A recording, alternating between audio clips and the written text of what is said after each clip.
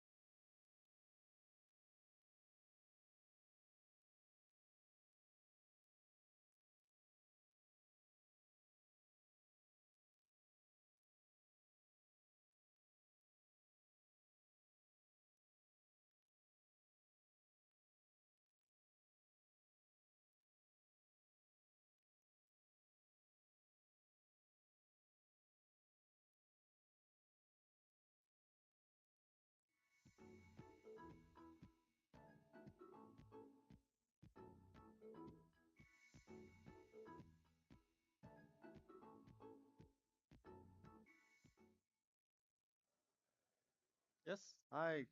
Good morning. Good morning, everyone. Good morning. If I can please have your attention. Also in the back. I see people waving in the back. Am I audible? Arne, Julia, am I audible? Can I get a thumbs up? Great. Good. Thank you. So, my name is Wiebe Smit.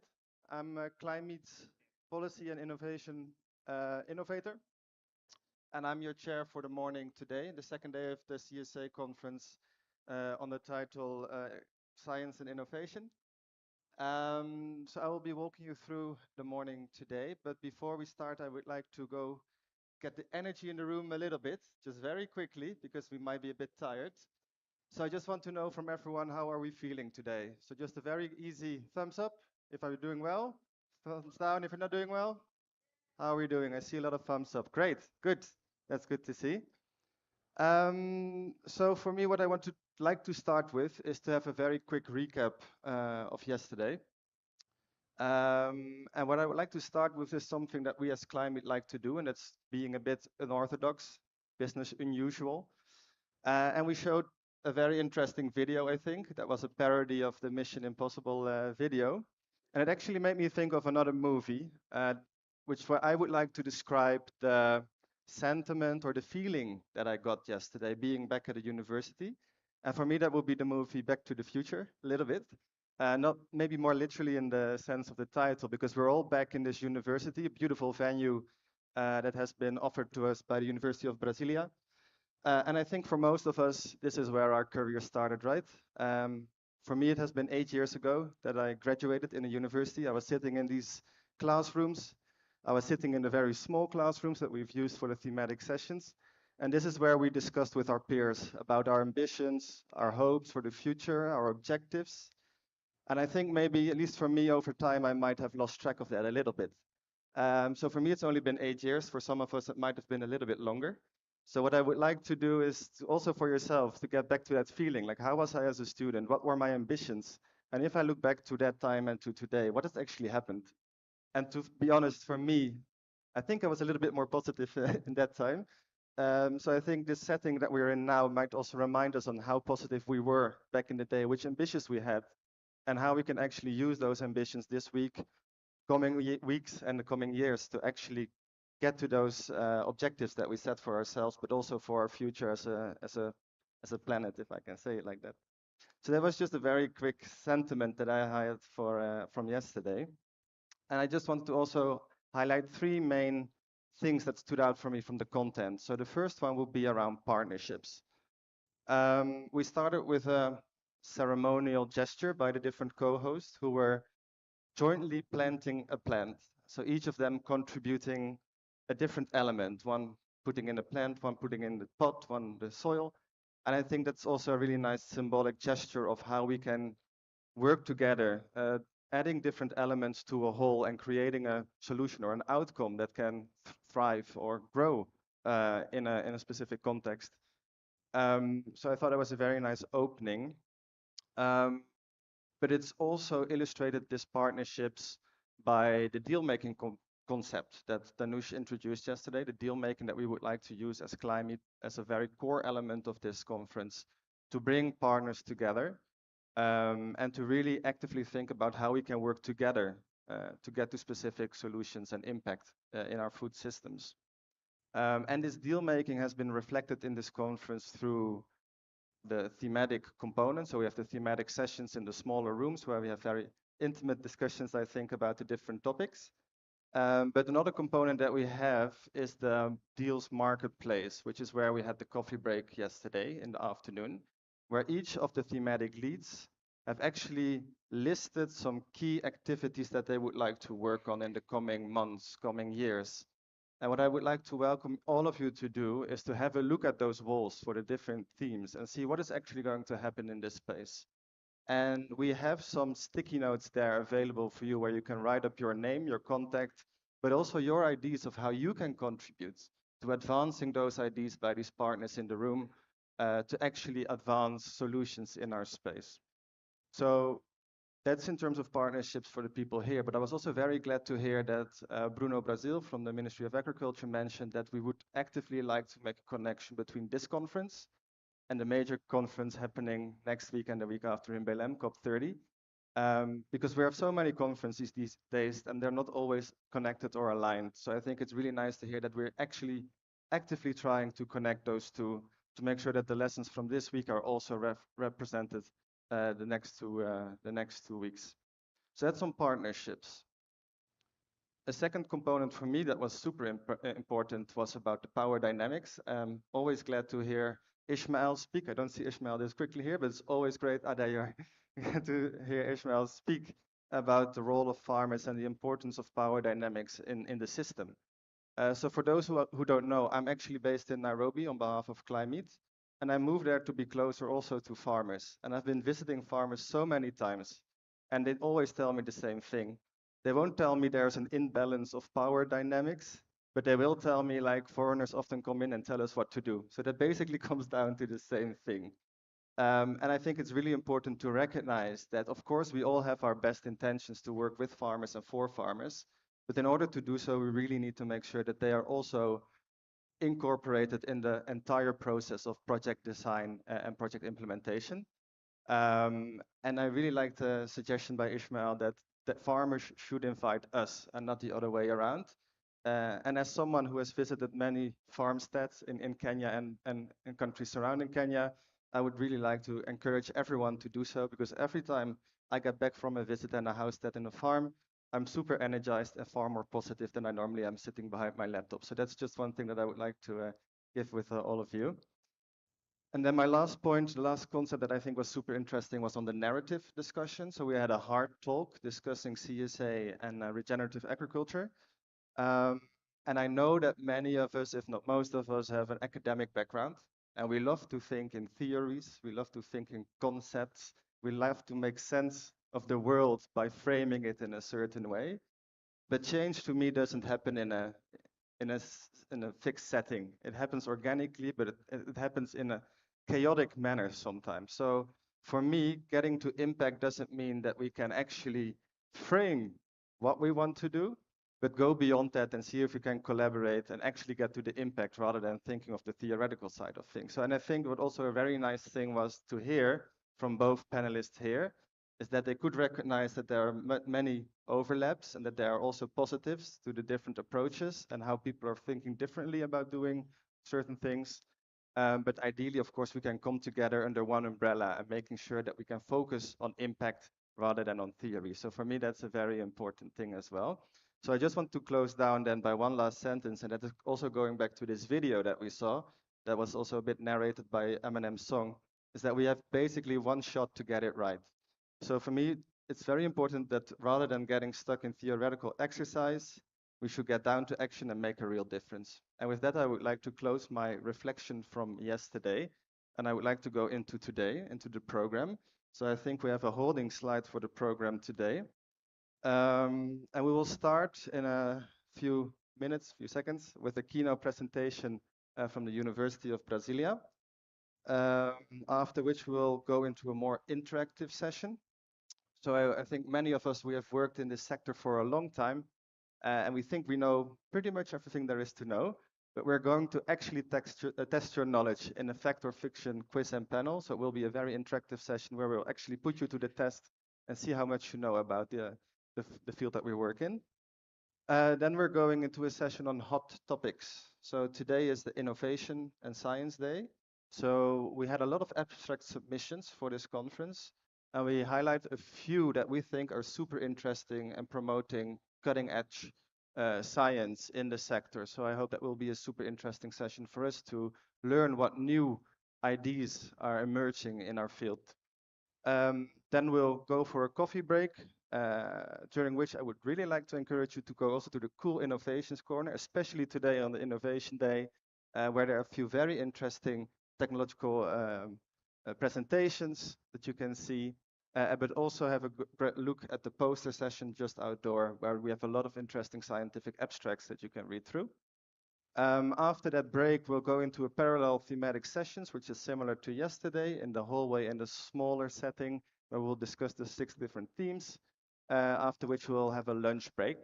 And after that, my friend Ivo Demmers, I'm not seeing him now, but he will take over as chair for the afternoon. So with that, I would like to hand over for the first. Oh, should I also do the afternoon? Okay, great.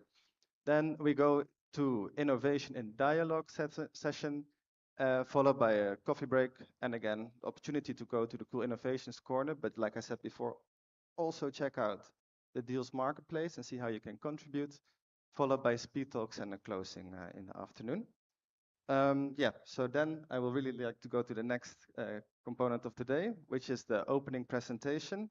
I believe Marcelo Torres, you are here from the University of Brasilia to give a keynote. So I would like to welcome you to the stage and take us through your presentation.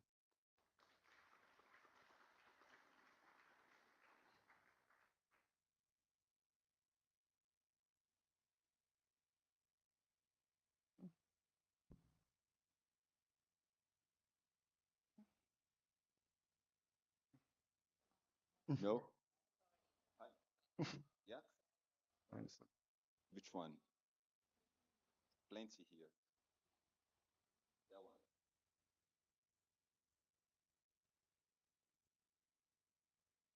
one. Mhm.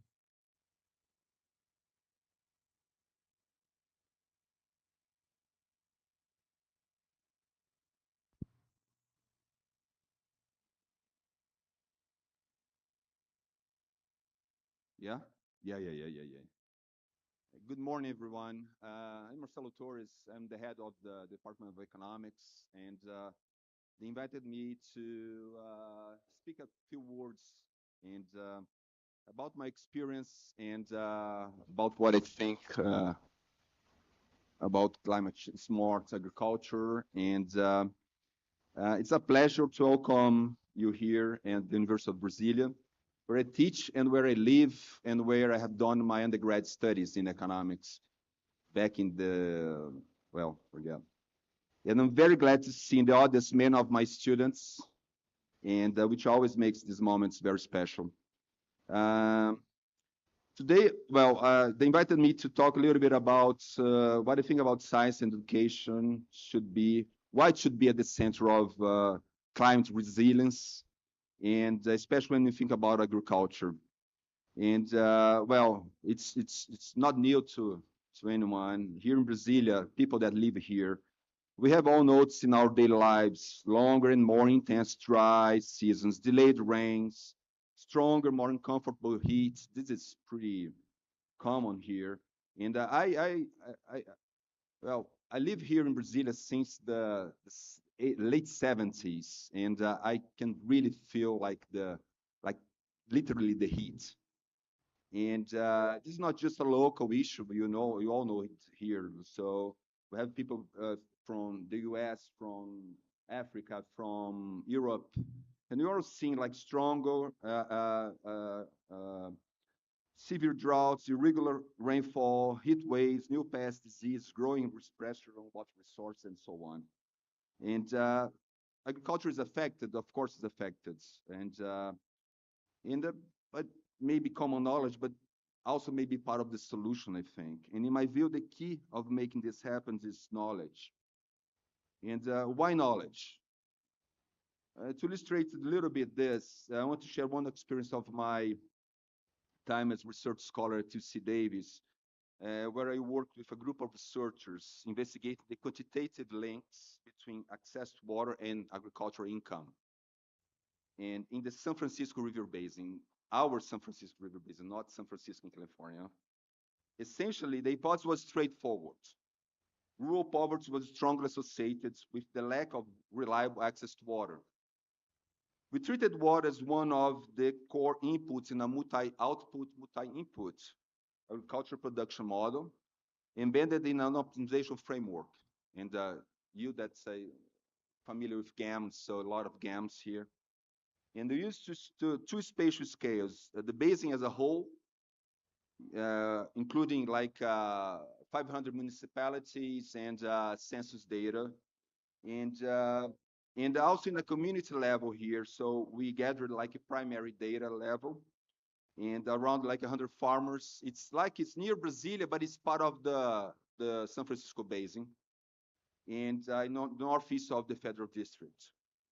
The data covered the two well-defined seasons of the Cerrado, the dry season and the wet season. And from late October to March, I mean, like the dry season from April to mid-October in a given year, and the wet season from late October to March next year. So that was the agricultural year here. And not surprisingly, the central hypothesis was confirmed. Farmers who irrigated more tended, on average, to achieve higher productivity and higher incomes. But this is not the interesting part. The interesting part is that the impact was not uneven, definitely not uneven. And some farmers, they benefited greatly, while others barely improved. And during our field work, so we collected also information not only on water use, but also on education level, age, family history, how many years they had worked on that land, whether they had access to extension service, and so on.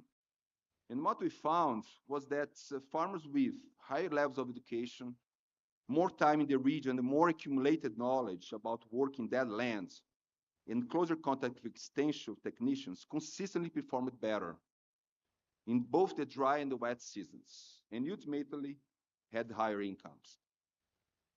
This was a small case, of course, and although we had done like this for the whole basin, like we didn't have time to really scale further up. But it shows something essential. Knowledge and science help farmers deal with uncertainty. That's the word, uncertainty. More broadly, knowledge and science bring three things that are absolutely fundamental, I think. Understanding of soils, cycles, climate patterns, local ecological conditions, etc. Forecasting through climate models, hydrological tools, monitoring systems, and early warning technologies. And innovation, new cultivars, soil management techniques, water-saving irrigations, and so on. And now, did the farmers who performed better have deep scientific knowledge, understanding? Probably not. They weren't running climate models or developing new technologies per se, but they had bits and pieces of each of those pillars, three pillars, and basic understanding of their lands, some ability to anticipate changes, and enough openness to adopt new practices. And why does science and education foster these new things, I think? In economics, we have good reasons, explanations. Well, technology and human capital spread through people. They generate positive externalities and beneficial spillovers. A resilient agricultural system depends on people who understand evidence, technicians, farmers, extension agents, managers, students, and local leaders. And knowledge enables informed decision making, and which is the foundation of smart agriculture that you are talking about a lot today and these days. And smart agriculture is not only sensors or apps, but it's primarily about decisions made with good information. We all know that. So where Brazil stands in this whole picture, just a few words. I think Brazil stands really well, a strong foundation. We have solid research institutions. We have Embrapa's legacy of innovation, tropical agriculture, and we're pretty much tropical.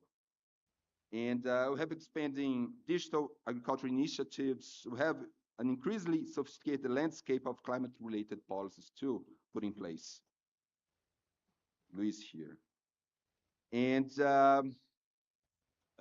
but we keep strengthening research, education, especially collaboration. Collaboration across sectors. We have to have more like events like this in the university, in the Department of Economics. I think that we are really welcome. And across generations also, value of the knowledge of younger students, and also the deep wisdom of farmers who have lived and adapted for decades.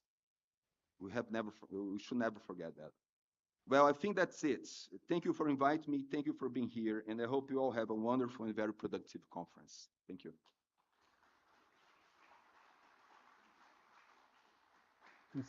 Thank you very much, Marcelo, for your opening remarks.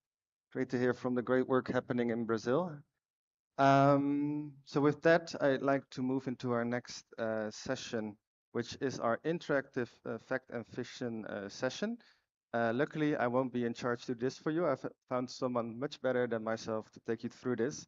So with that, I would like to invite Luis Rangel, the Federal Inspector for Agriculture and Senior Expert for Sustainable Agriculture from the Brazilian Ministry of Agriculture, to take us through this session with our panel. So Luis, please feel free to come to the stage, and over to you.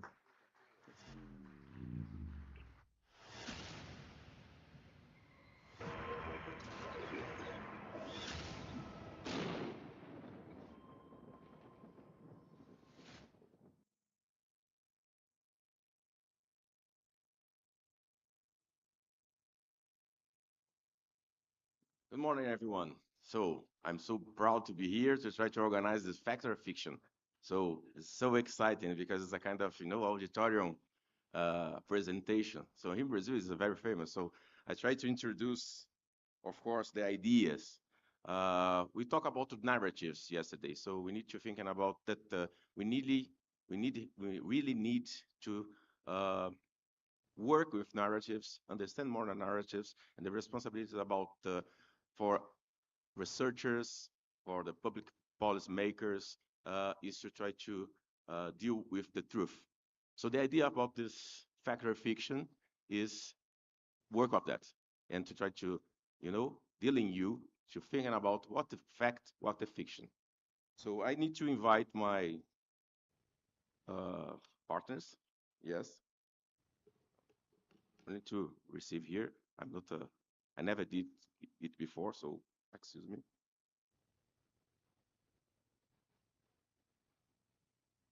So the first of all, we need to ask my partners to come here to try to discuss. The idea is to call Dr. Muhammad Ibrahim to come here. Sorry, I'm not here. Only, okay. Ana Carolina Zimmermann. Thank you, Ana Karin. And Dr. Olien Ahij. Is it right? Sorry about that. There's some change. Come on. I have some supporter here. So I can introduce. Yes, of course, please. So we had some last minute changes. So we have Katja from AgriCort. Also, please join us. And then Omar from Emerging Egg. He's also in.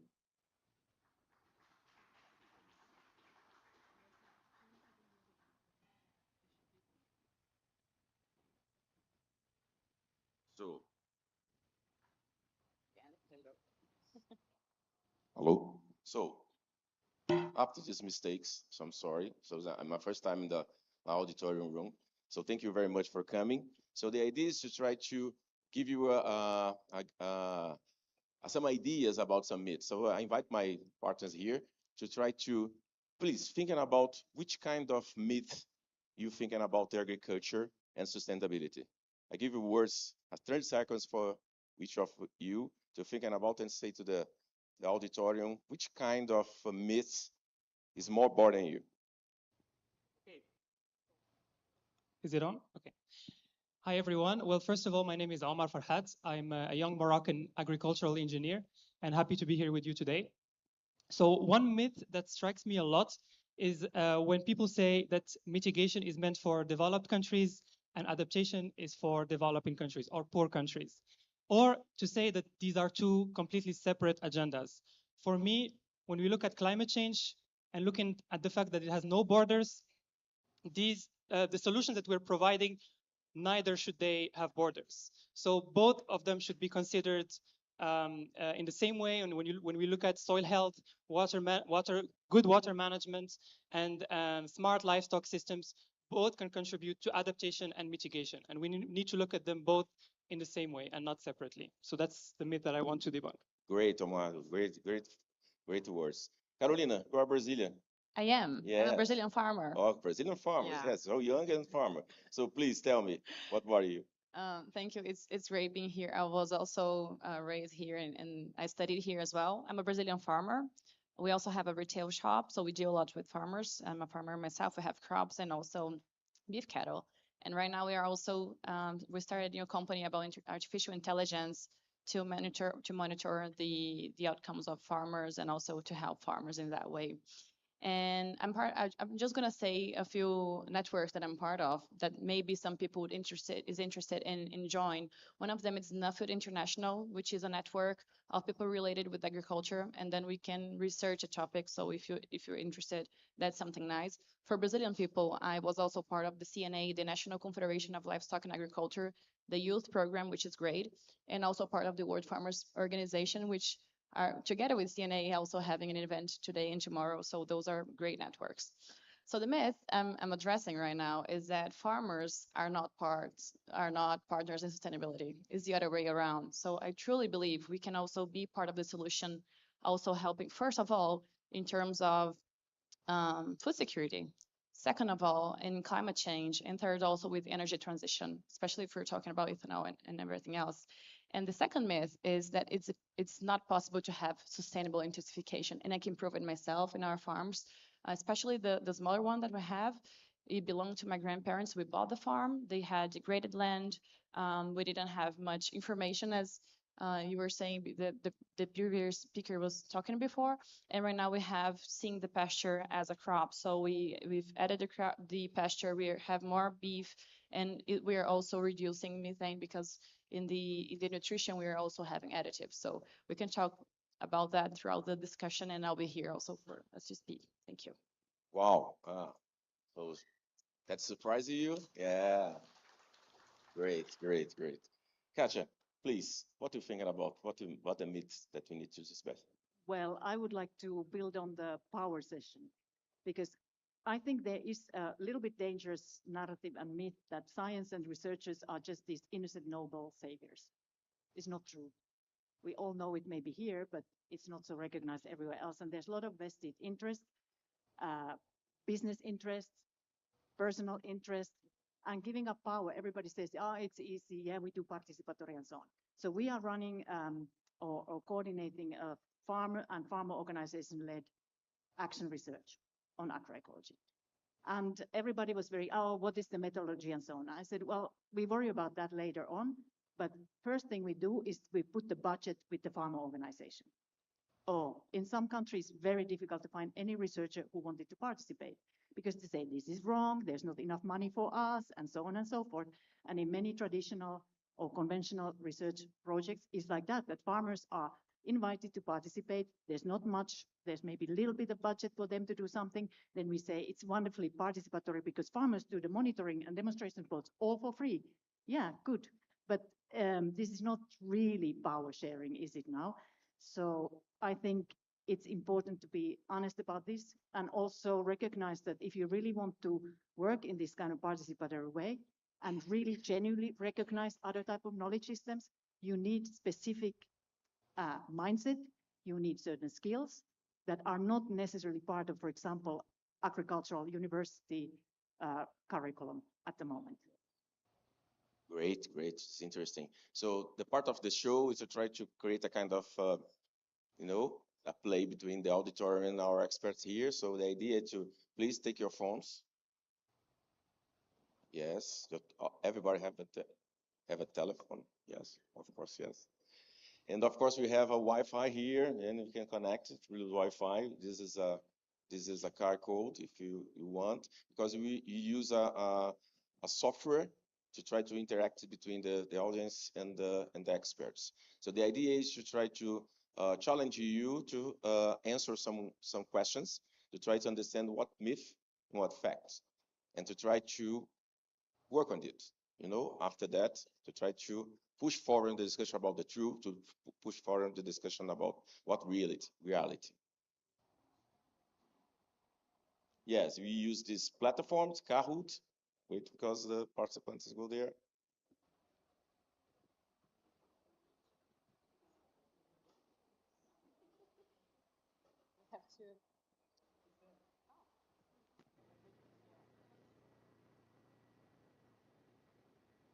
Oh, guys, is enter.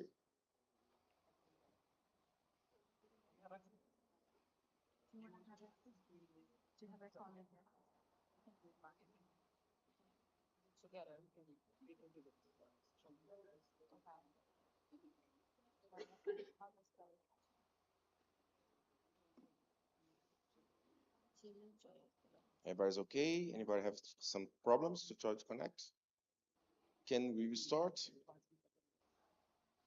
Can we start? 30 seconds. Get ready. Factor or fiction quiz? Yes. Most fertilizer emission come from these productions, not its use.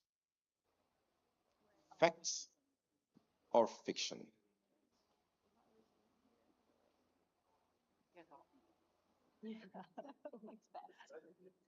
Interesting, because we have a lot of science, soil science here, Pedro and Ieda.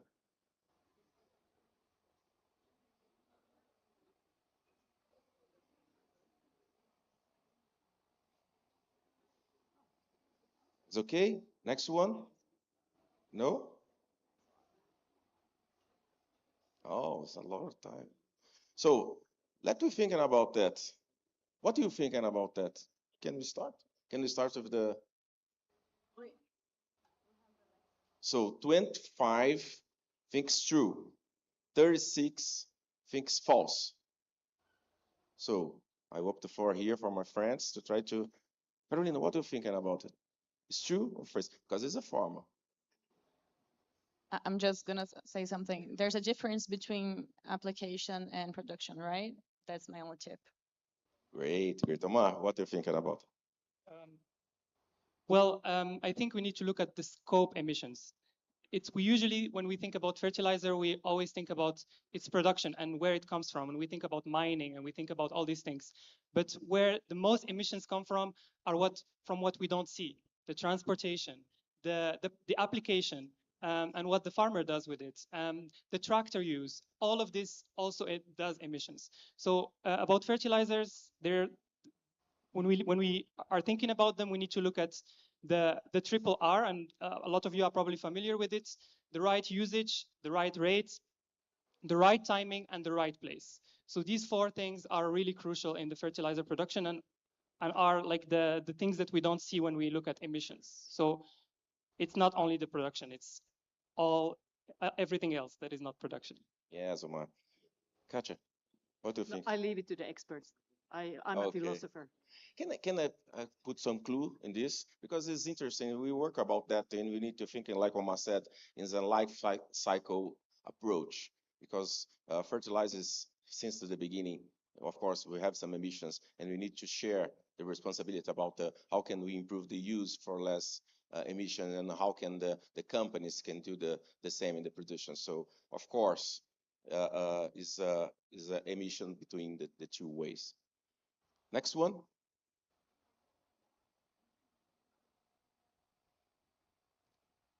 So the scoreboard. Only 1% of the world's populations lives within food system, living within food system that meet people's needs, stay inside planetary boundaries. True or false? Fact or myth?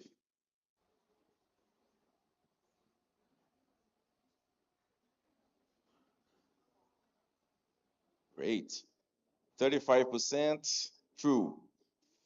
For 35 people, sorry, not 35%, 35 people think it's true, 14 think it's false. Nadia, I will start with you. What are you thinking about that? Yeah, it shows that we really do have a problem.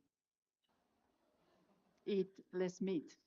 Yeah, I'm totally agree. So please tell me more. How can you think and how can we address this situation? How can we address the information? How can we put in the right narrative? Do you have an idea? Well, it is a complicated thing, and it just shows how unequal everything is, and it's something that is difficult to turn back, but we have to do it. I mean, what can I say? Interesting, interesting. Sometimes when you have comments, please. Well, I just graduated from university not very long ago, and I was very happy that I would be done with exams. But now you're asking us questions, and I feel like I'm getting back to the university. But it's cool. I just want to say that there is a big question mark here, because what is a sustainable food systems, and how can we depends on which standards we use. So for me, it's a big question mark. It's not a yes or a no. So I'm like in the middle. Carolina? Yeah. Thank you, Omar, for starting. There's a specific point of being a Brazilian farmer. The thing as a Brazilian farmer is that all the methodology is not turned to the global south. So what we see, for example, especially in Cerrado and other regions, is that we don't measure, for example, the carbon that's under the 30 centimeters. So whenever we're talking about the grass that's running there, we are not really using that into methodology. So one for sure is that the future is already there, but it's not well distributed. So on one side we have crops, and in that farms that we have crops, we have the best of the world, to be honest. And then we have internet, we have access, we have the best people there. But on the other side, and I'm the same person, we still have like beef cattle in a smaller farm in which we had really lots of problems with internet. People wouldn't want to be there in a way be hired like formally, so that's also a challenge. So even with one person in a single space, there's already this problem in terms of distribution and in terms of the future being available for the people. So this is the one point when we talk about distribution, when we talk about equality. And the second thing is that even when we're talking about equality, there's no match in terms of methodology in which we can talk about sustainability. So what is really sustainability? What is regen ag? What were we doing and what stories are we telling? Because sometimes good stories are not being told, and we need to tell them as well to showcase that we are also doing good things. Great, Carolina. That's like the sounds that we heard yesterday, that we need to think about the people. We need to think that sustainability is not only about the climate. So of course the producers have some responsibility to try to put all organized, but in the end of the day, the demands is by food. So we need to understand and how we can address this situation. So put the farmers in the right position, of course, and the consumers in the good perspective to consumers, to increase this 1% for more is our responsibility. So next one. So the scoreboard. Giovanna is the first one. Higher CO2 levels can make rice less nutrition. Higher CO2 can make rice less nutrition. Fact or myth?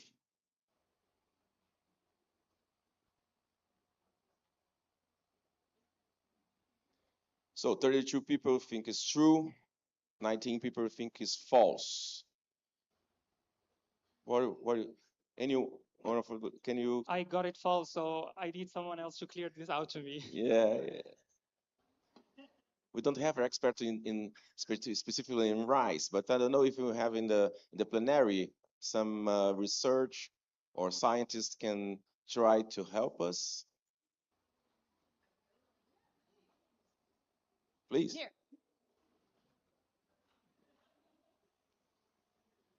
I'm definitely not an expert on this, but I happen to know this fact. So apparently, if there's higher levels of CO2, especially B vitamins get less dense in rice. So in that sense, if there's higher CO2 levels, the actually nutritional value of rice can go down in specific situations. Great. Do you know about that? Great. Thank you very much. So interesting. So this is a university. So you need to come back to try to understand and learn something new. The next one.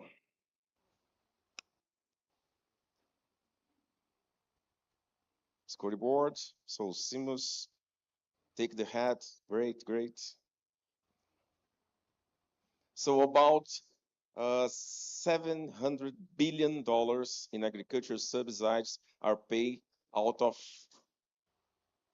out each year. Only 25% support the environmental or livelihoods. Is a truth or myth?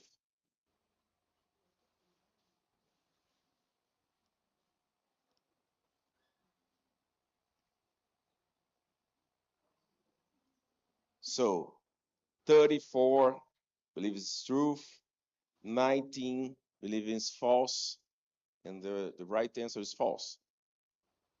Can you?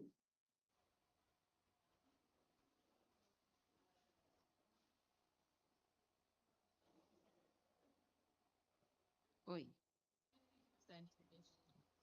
15. So it's only actually 15%. So it's even less of agricultural subsidies that really support environmental and livelihoods outcomes. But what is meant by livelihoods then?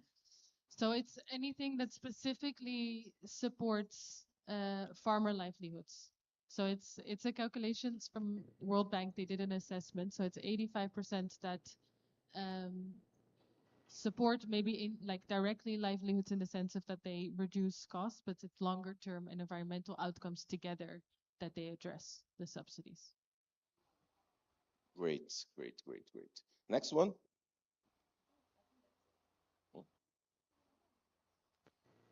What the most mind-blowing or convicting fact you are ever learned about food and climate? You have to write it down, right? Gordas is a participant. Yes. Type your answer.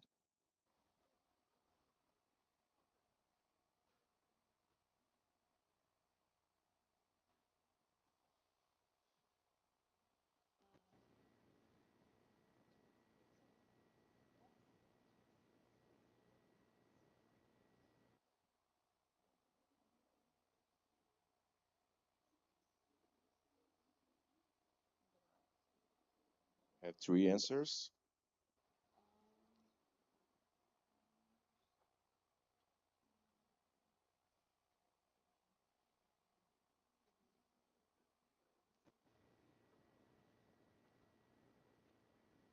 More 30 seconds for you guys.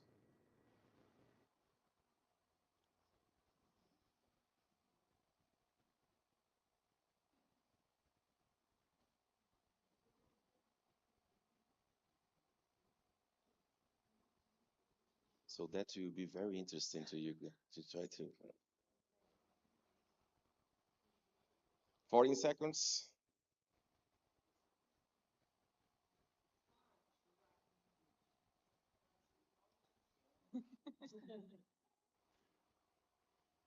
That's it. Let me say 33 answers submit. Show the answers, yes. Not available.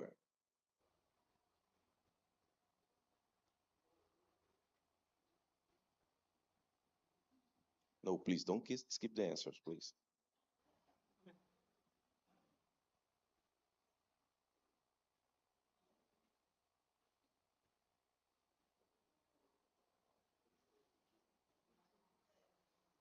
This tool is so interesting, but in some cases it's complicated.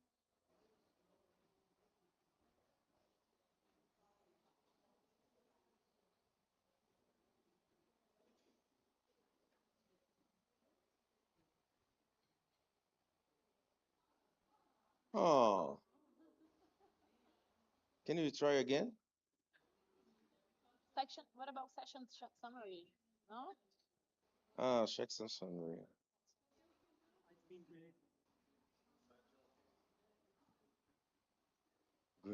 Greg is the first place. Where's Greg? Yeah, I saw you. Oh, yeah, take applause for him. So let's talk a little bit more about. We have some people from the audience to try to take the mic and put your ideas because we don't have this information here. I open for the floor.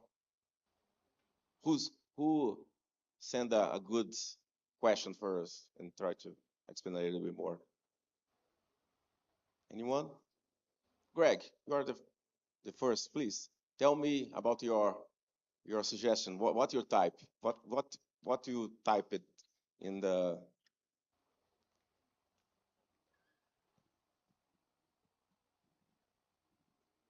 I was just surprised that higher CO2 levels reduce rice nutrition, and so that's what I put. That that's a new fact for me. Yeah, so it's interesting. Yes, we need to talk more about this kind of discussion and the nutrition for with the experts. So next one, can I go forward? So factor efficient, round 2, future or fiction? Next one. Soil carbon market will soon become a reliable income stream for smallholder farmers. Future or fiction? So I open for the floor to try to comment. Yes, please, Omar. So I did my internship at a small startup that was actually trying to solve this problem. They were developing a small carbon market for smallholder farmers, and it's proven to be challenging. The costs are very high. The monitoring, reporting, and verification costs are just out of range for smallholder farmers. So I would say future, but not very soon. So I think efforts really should be concentrated into making these costs more bearable for farmers. And I believe in scientists, so I see Lee over there.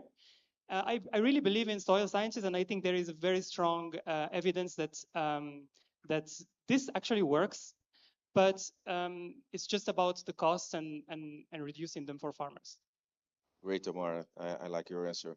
Carolina, do you believe that carbon could be a future asset for the farmers? What I believe or what I hope, they're different things. Tell me what you want. So I hope yes, but the problem is with the word soon, and I'm saying that because I'm a farmer. So every project that I've seen so far about carbon in farming, they're not working well, and that's exactly what I'm trying to look for. In Brazil, we don't have much subsidies. We have very, very little subsidies, and that's fine because we can still be competitive. But my thing is, how can we be rewarded by the value we have been adding with sustainability?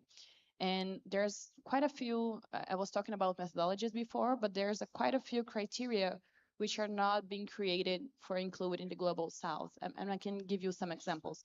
In Brazil, I'm not sure if you were aware, but we have a forestry code in which, depending on the biome you are at, you need to have minimum a percentage. So for example, in Cerrado region is minimum 20% of the land that you have.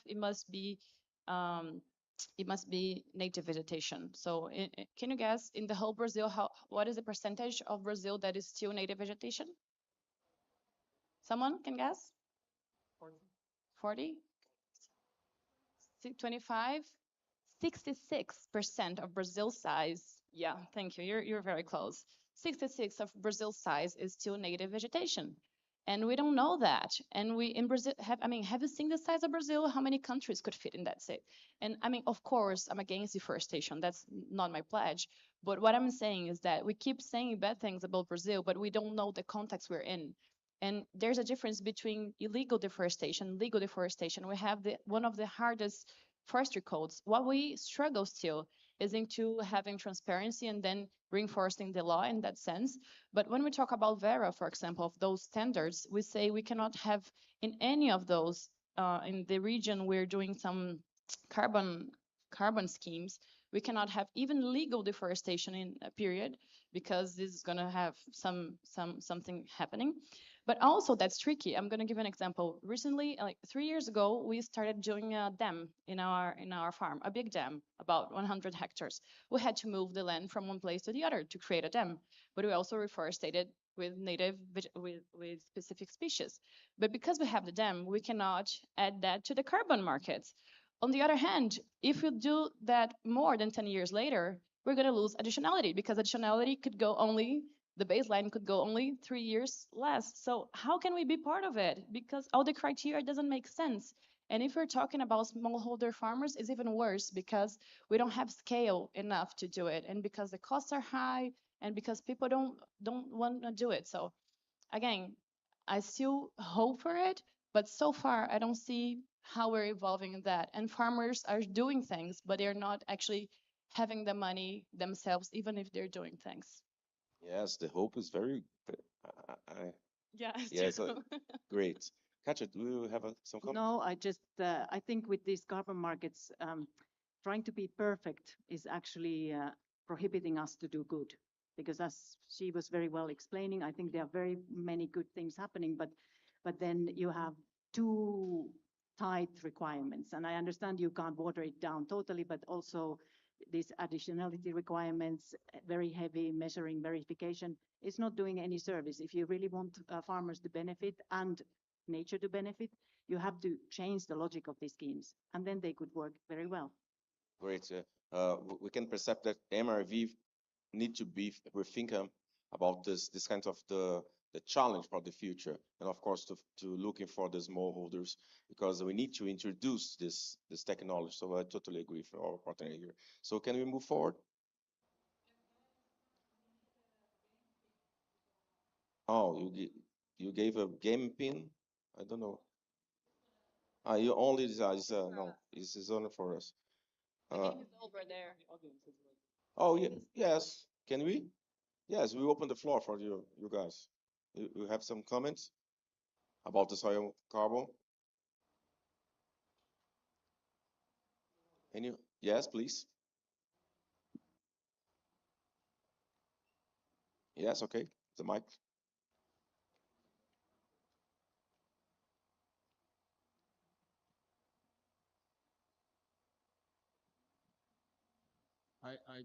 Hello, can you hear me? Okay, I don't, can you hear me?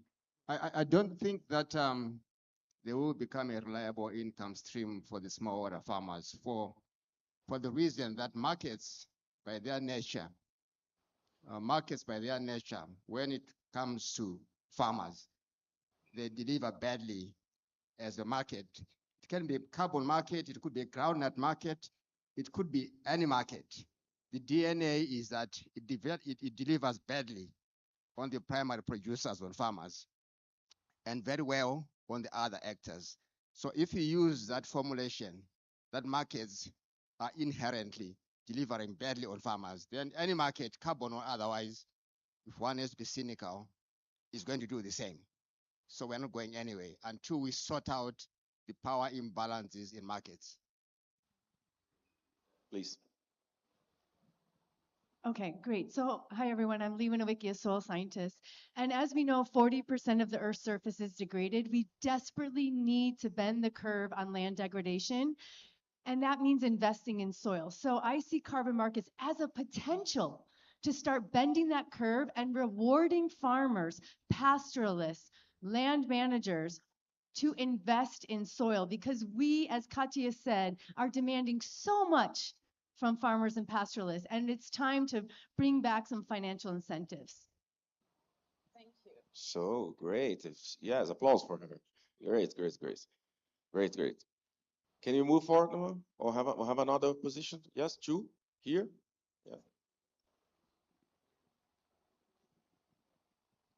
Thank you very much, Olaf Westermann from Catholic Relief Services. So I think it's the right question to ask. And I think I was just in New York Climate Week, and we had two sessions on how we can actually make this work for farmers. So one was on de-risking for farmers, because there's a lot of focus on de-risking for investors. So actually benefit sharing is pushed for farmers to very late, so after 15 years actually. While the investors get their return on investment within the first 15 years. So de-risking is a huge factor besides all of the technical issues. And then there's a livelihood issue. So combining carbon finance and that focus on the carbon revenue with actual livelihood improvements, which the soil issue speaks to as well, but also integrating carbon revenue with developing value chains, savings, and other collective actions issues. So you have to have an integrated approach to carbon, otherwise it's not going to work. So we actually have a podcast on the livelihood issue coming out soon. Great, thank you. I have another one here. And please, if the speaker close the mic for the mouth. I think this works, right? Yeah, great. Yeah, Okay. have two mics.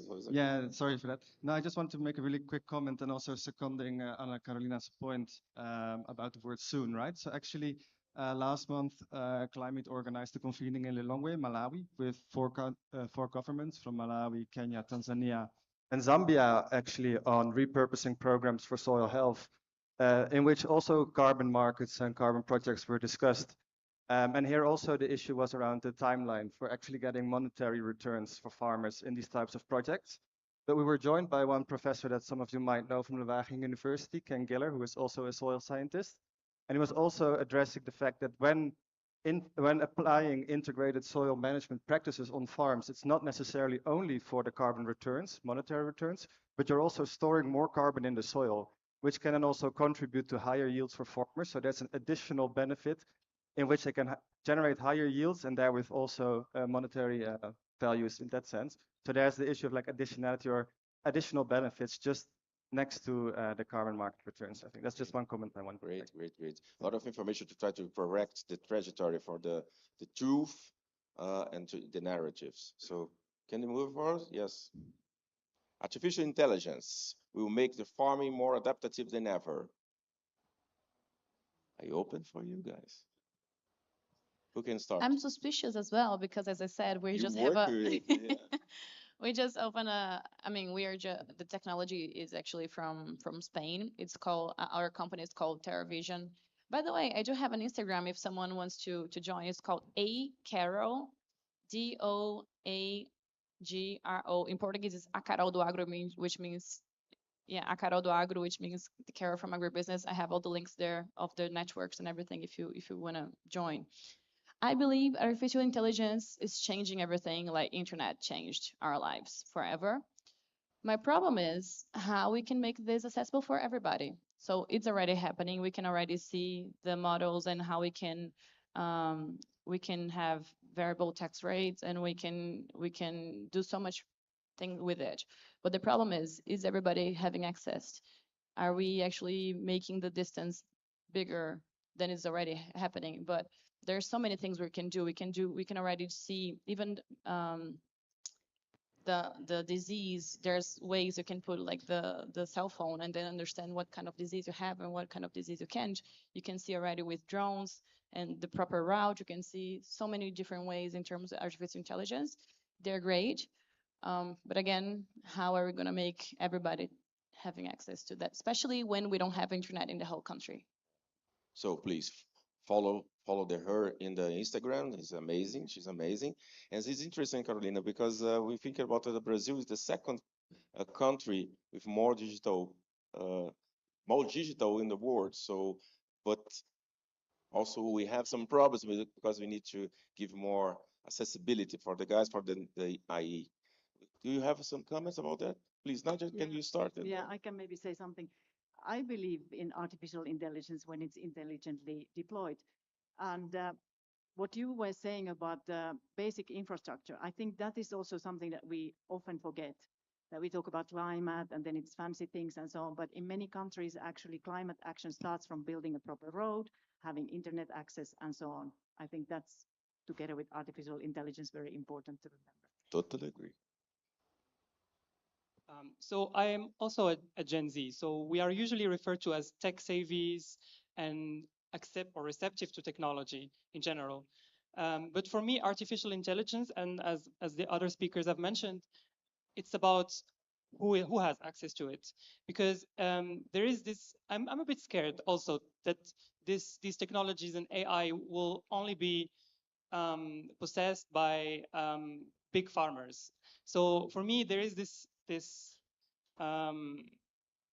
thing about the divide that it could create. So, and also it's not only about internet connectivity. There is that. There is also the trust to use it, and there is also the access to the data that are also important for all farmers, regardless of their size.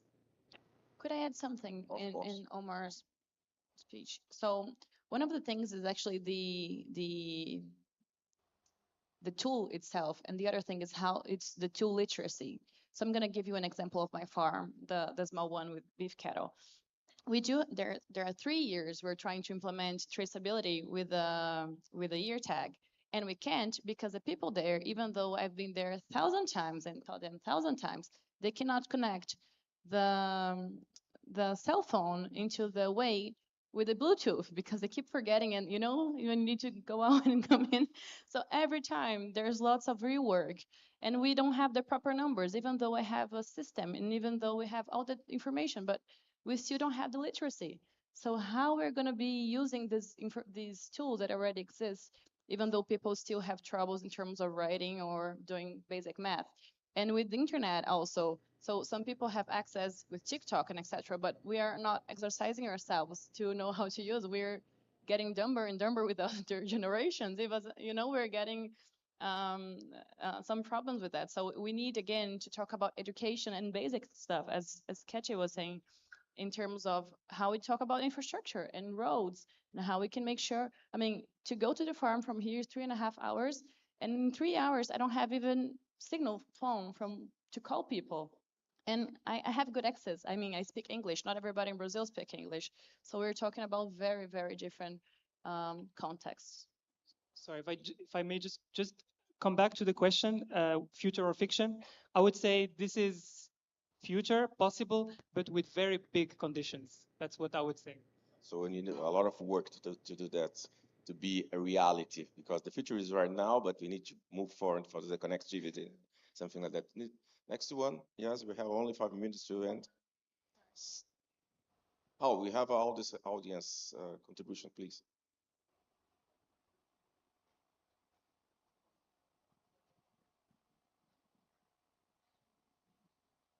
Yeah. Hello. I would say it's neither future nor fiction. It is present because in our organization we are working on AI for agriculture from past 10 to 15 years, and I can see in India this shift is changing from like more adaptiveness is there in farmers. So we work in as she said, detection of diseases, pests using mobile phones, and prediction of disease pests, also like uh, protocol recommendations for farmers and adaptive protocol using weather data, satellite data, and multiple data, multimodal data. And there is a problem for small farmers, like they don't want to spend money on AI. Also, they don't want to like adapt. But then we bridge the gap using B2B technique. Like we provide our solutions to businesses, and then they provide that solution to farmers in a free, so that their products get more sales and farmers gets benefit from our solution. That's how we bridge the gap, and it is currently present like it's the present take. So, and what is also happening in India, like the more people are leaving their jobs and they started doing agriculture with AI. So that's the present. Yes, I have another comments here. Just two quick comments. One, Omar, you're talking about the divide between smallholder farmers, large-scale farmers already exists. So maybe it will become even more, but already exists.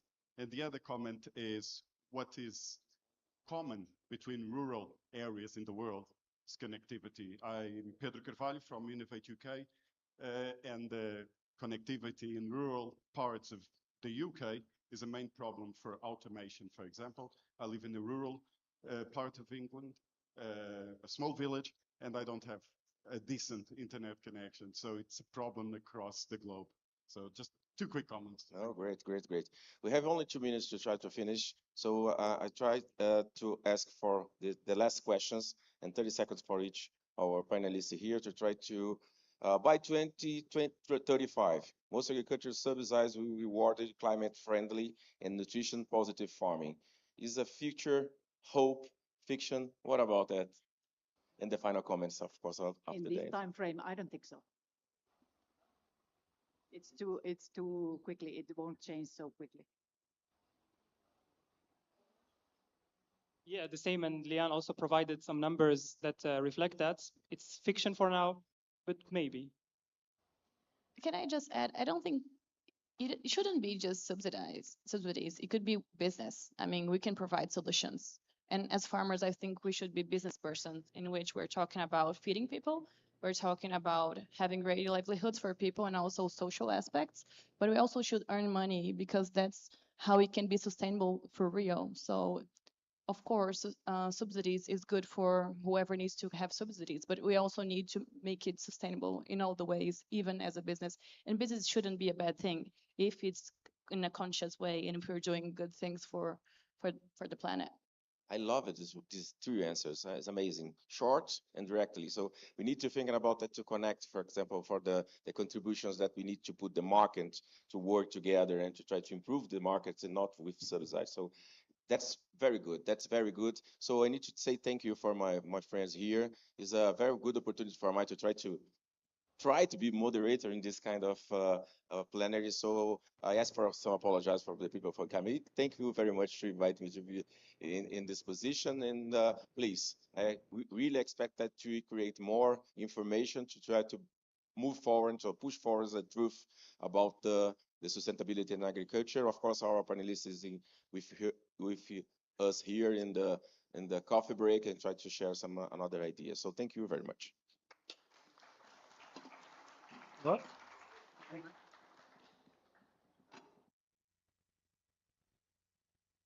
So they don't. Great, thank you very much, Luis and panelists. So while we take a picture, maybe one more round of applause for them. Thank you very much. I really love the last slide, by the way. This is something that I'm also working on last month. And I just want to reiterate, we have Gertrude Kambaua from Malawi also with us in this conference, and from Ministry of Malawi. And Malawi is doing a really cool repurposing program for agricultural subsidies in Malawi, where they are incentivizing sustainable agricultural practices for smallholder farmers. If you want to know more, I recommend you find her and speak with her. So I hope it was a very nice quiz for everyone. To my shame, I have to admit I did not do very well. And when I finished, the Kahoot app asked me if I will do better next time. So that was a little bit confronting, but at least I learned a lot. So I would like now to go to the next session, which is for the hot topic. So like I said, this is the Innovation and Science Day. And we have invited a few speakers today to present their innovative research that they're working on. And I would like to invite them to the stage to come join me, after which they will have a one-by-one presentation of their research. So I would like to invite to the stage, and excuse me in advance if I mispronounce your name, Shavari Bidai from the University of Reading. Please come, give her a hand of applause, please. Secondly, I would like to invite Rosemary Dos Santos from the University of Picosa. Yeah, thank you, welcome, please join me. Thirdly, I would like to invite Emmanuel Tamiru from the International Center of Insect Physiology and Ecology, ICIPE. Welcome, Emmanuel. And lastly, I would like to invite Maria Boa Alvarado from the Cornell University. I think you're joining here, thank you. Great. So we are a little bit short on time. So I'm already going to warn you. So I mentioned I moved to Kenya, and in Kenya, time is a bit more of a fluid concept. But my roots are in the Netherlands, and we are ruthlessly known for being strict with time. So I will give you all 5 minutes to present. So if you're running over time, unfortunately, I don't have the red and yellow cards, but I might be a bit more blunt in having to stop you. So I think we also have a timekeeping here, so please stick to the time. So first, I would like to invite Shavari to present your work. I think you can use this microphone, and the clicker should work for your presentation. So please take. Hello. Is this working? Hi, everyone. My name is Sharvari, and I'm a master's student at the University of Reading in the UK. My topic for my master's dissertation was regenerative agriculture for root crops and whether it's effective or feasible. Let's take a look. What's Regen Ag? Just to give a quick summary of it. There's no perfect definition of what it is, but we define it by its processes and outcomes. The processes could look like reducing synthetic chemicals, a minimum soil disturbance, or integrating diversity, which includes soil biodiversity and livestock. Outcomes look like restored soil health, enhanced biodiversity, and sequestered carbon, ideally. This is a little picture to show you regenerative agriculture as in the current system of agriculture that we have, which is incredibly extractive. We try to have a sustainable system, but regenerative goes a little beyond that. Why am I speaking about root crops? In the UK, 50% of sugar produced comes from sugar beet, which is a root crop, and potatoes alone take up 3% of UK's agricultural cultivated land. Root crops present a unique complication when it comes to regenerative agriculture because crops like potato often require intensive soil tillage before sowing. Harvest is inevitably going to disturb your soil. There's complicated rotations because you need a specific amount of fertility in your land. You require fertilizers to grow these, and you almost never have anything to leave in the soil because you extract the root. My research objectives were to check for effectiveness of practices. We took about 57 different practices to root crop experts, and we checked for effectiveness. We checked how feasible these practices were, and we tried to rank and prioritize them. Beyond that, we tried to see what barriers farmers were facing and the interventions they either recommend or currently are facing. So the quantitative part was up till the ranking and prioritizing, and then we started qualitative interviews. This is what our result looks like, and I know it's very confusing. It's got a lot of practices in it, but uh, as you can see, most of them come in the fourth quadrant, which means they were all feasible and effective. Top ranking ones were nutrient budgeting and soil analysis, hedgerows biodiversity, diversified rotations, and legume-rich lays. And the bottom practices were no-till systems, agroforestry practices, and biostimulants. And this is particularly for root crops, remember this.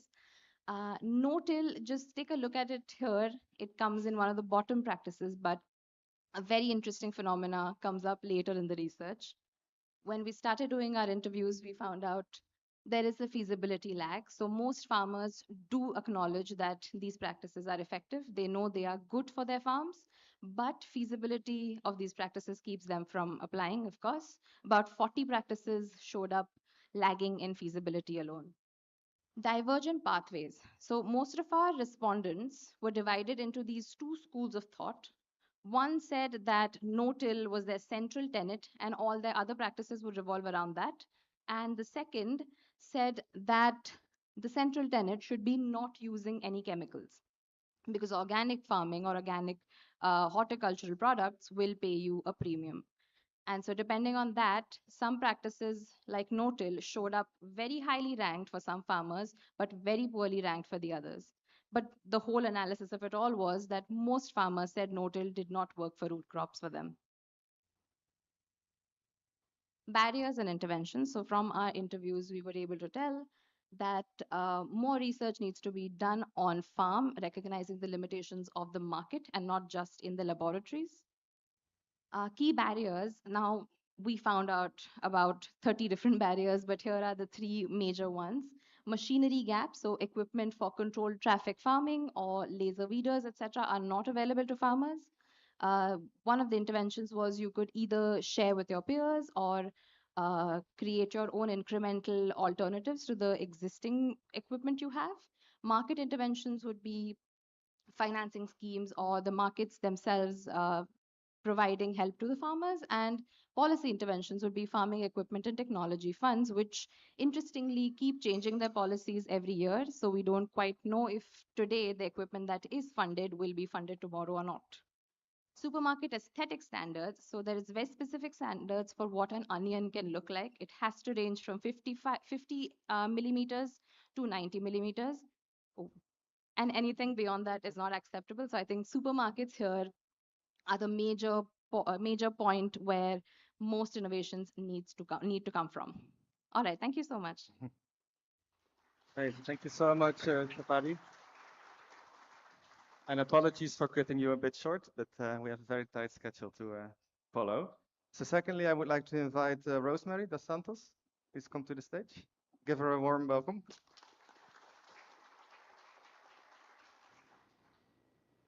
Good morning, everyone. My name is Rosemary. I am a postdoctoral researcher at National Institute of Science and Technology, based at Federal University of Rio Grande do Sul. Today, I am happy to share some results of my PhD research conducted at Luiz de Queiroz College of Agriculture, University of São Paulo, on the supervision of Professor Carlos Serri.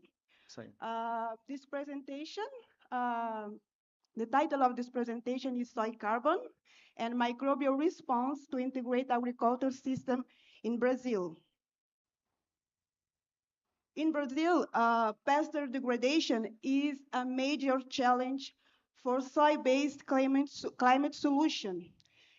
We have large areas of pasture, and many of them have low productivity or are degraded. And one strategy to overcome this challenge is the intensification and diversification of pasture lands through integrate crop livestock forest systems. But how does the addition of trees or crops to pasture affect soil carbon? To answer this question, we compared ILF and ECL systems with permanent pasture and native vegetation. When an airplane crashes, we look for the black box to understand what happens. Here, our black box is a soil microorganism. They help us to understand what happens to soil carbon when land use change. Um,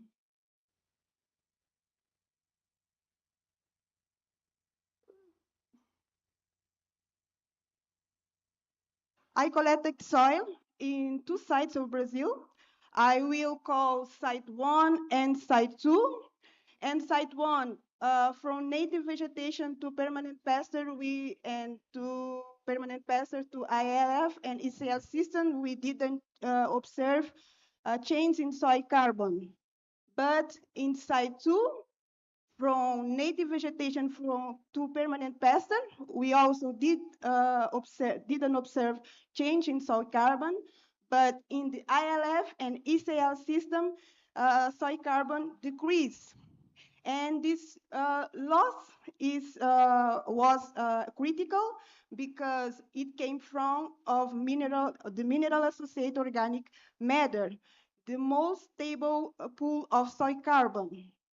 And we also found in the ILF system, carbon decrease and enzymatic activity decrease. But in ECL system, carbon decrease, but enzymatic activity increase. And what does this mean?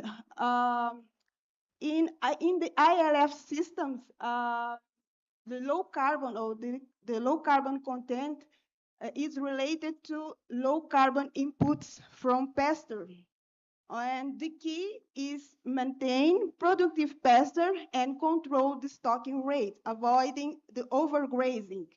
And the ECL systems, there is a high carbon input, but possible nutrient limitation, such as nitrogen.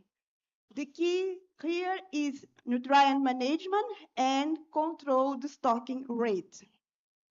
Thank you for your attention. Thank you very much, Rosemary.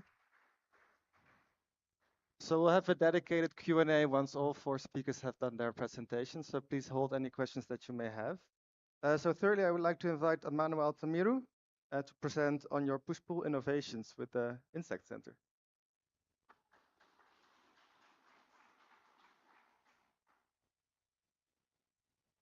Okay, I hope you hear me. Thank you. I'm Emmanuel Tamiru, working as a research scientist at International Center for Insect Physiology and Ecology. It's often known as ICP. So it's a very unique institution working on insect sciences and its application, but we embed this insect application in plant health, environment health, animal health, and human health.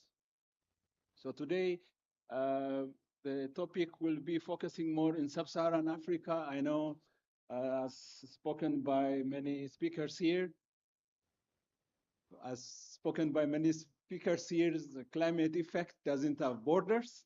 I fully agree and understand. Just bear with me, just for the sake of this hot topic session. So, agriculture in sub-Saharan Africa is often characterized by low productivity. So the key challenges have been crop losses due to insect pests, striga, which is a parasitic weed, as well as climate change impact. So annually, over 7 billion is lost. It's a very conservative estimate because of one or combined causes. So ECP, in collaboration with national and international partners, developed a technology After learning a lot from yesterday's discussion, I can confidently say this is both climate smart and regenerative agriculture. Just to put in a very simple terms, is a platform farming system where we very carefully selected insect repellent intercrop and identified a trap crop around the mainly in a cereal system. Now we are moving into vegetables and other horticultural crops. So what it does is the intercrops repel the pest out of the main crop, while the trap crops attract, and they don't allow the immature stage because they produce some gummy substance which kills the immature stage of the pest. And additionally, these companion plants have shown to have excellent soil health benefits in terms of fixing atmospheric nitrogen, improving organic carbon, improving phosphorus availability, and soil organic matter. Significant improvement in such system. So we have studied, it's very knowledge heavy. I was told to put it very simple terms, but a lot of chemistry has gone. We know which compounds are relevant in repelling the pest and which are relevant in terms of attracting the pest. And also, a very important, I want to go back here, pest is this tiger. That's very nice when you look it, but very much damaging, up to 100%. So the desmodium intercrops, they usually exudate an excellent compounds. We call them azoxyphthosides. They cause kind of suicidal germination of this striga pest. So after 4 seasons, actually the land is cleared from that pest. So there was significant yield increase 2 to 3 times when farmers are using this technology. Just want to summarize with some of the key benefits from this technology: improved crop resilience and for drought, soil moisture, organic matter, and nutrient availability significantly improved in this system. We have evidence of carbon sequestration, crop productivity 2 to 3 times depending on the area, as well as recently we screened more drought tolerant fodder, so making the system more drought and climate smart, and separation of soil nitrification, as well as climate-induced pest spread. Some of you may know recently, since 5 years ago, we have a fall army pest from the Americas to Africa. So this was the first IPM technology shown to be a robust control mechanism against that invasive pest, which is now all over Australia, Asia, and some parts of Africa. It came from the Americas, unfortunately. And so the call to action for me is, how can we mainstream such climate smart regenerative agricultural practices as opposed to this high, very industrialized form of farming? Thank you.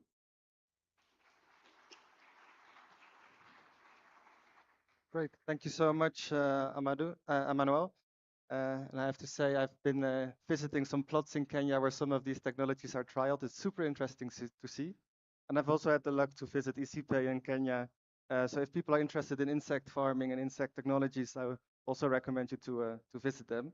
I would like to invite Maria for the last presentation. Welcome, Maria. So much. Can you hear me well? Yes. Thank you so much. Just want to start right away. My name is Maria Boa. I'm a PhD candidate from Cornell University. And I want you to bear with me these 5 minutes. Picture this. You're a cow. Okay? You're a very popular cow. And you're essential for feeding billions of people and contributing to their rural livelihoods around the world. And you're basically everyone's favorite food producer until one day someone, maybe an evil person, found out that you produce methane, contributing to climate change. That's, wow, an identity crisis right now, right? So what do we do now? Now we know of a solution, better grazing management. And I don't know why I cannot see my screen. Here. Thank you. The problem is that with grazing management, we have traditional fencing. And traditional fencing has several problems. One of them is that, one, it is very costly. Two, it can be very problematic. Why? Environmentally and socially. And of course, cows cannot read get out signs from these fences, right? To understand where we are with this technology, we start studying virtual fencing. So imagine that cows are wearing smartphones, but it's more like a game. It's a GPS game where livestock can play. In this game, it works that cows are wearing, oh, here. Where can I?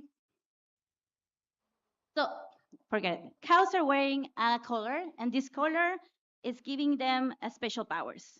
When it walks nearby the first fence, they start hearing a beeping, and it's the first warning. So cows say, okay, I shouldn't move. But sometimes cows are stubborn, so keep moving, and then start feeling an electric pulse that just let them say, okay, I shouldn't go further, I should stay where I am. So in this sense, cows stay within the boundaries that farmers define uh, in their households with an app. So they don't have to go back to the field and check where the cows are. So it's like having a remote control for sustainable land management. Plus, farmers can now optimize grazing patterns in real time, helping pastures to be healthy and also feeding their cows in a better way. For this, we did a literature review. We conducted and analyzed 166 publications from major databases, and we only found that 59 of them were experiments. And as you can see, most of them were in Australia, USA, Europe, a couple in China, and other countries. And when they were implemented, the studies report promising results for pasture management. Farmers report satisfaction with the system's flexibility so they could move around more easily. And evidence were mostly from small-scale trials, so pay attention to that. Small-scale trials only, or most of them. Overall, there is a growing base of these experiments all over the world. And now this emerging technology shows promise, but needs continued refinement. And on the other hand, there are risks. First, the environmental irony, because poor management could lead to nitrogen leaching and, of course, electronic waste generated by these collars. And there could be a rebound effect. And this is something that we are also seeing in many other emerging technologies. Farmers might actually increase herd sizes because it becomes easier to manage this livestock, right? So we're trying to be sustainable, but then we're creating more space for production and having more cows, so more emissions. Also for wildlife, it's a mixed blessing. Yes, animals can roam around, but there might be higher risks for predation and disease with these other wild animals. To conclude, so where do we go from here? I want to emphasize three critical points. There are many, but only for this presentation, three. First, we need real-world testing in low and middle-income countries. As you saw, most of it is done in the global north. Second, we need long-term studies on large herds, including small ruminants, and because we must ensure sustainability and animal welfare over the years. And finally, we need to evaluate how this technology changes farming itself. The technology shifts labor and skills needs in farming communities. So we might see implications in the livelihoods that we are trying to protect. Just to finalize, virtual fencing isn't just about smarter cows or digital tools. It's about futures where technology serves both people and nature. Thank you so much. Wow, thank you very much, Maria. That was a super interesting topic as well. Really great to hear. So I'm sure there will be lots of questions or comments from the audience. So we'd like to take a few questions. I see we have the mics here. We'll have a few questions, and please, when you ask your question, also clarify to whom of the speakers you're directing the question to. Hi again, you all. Can you hear me? Yes. I have a question for you, Maria. I love the technology.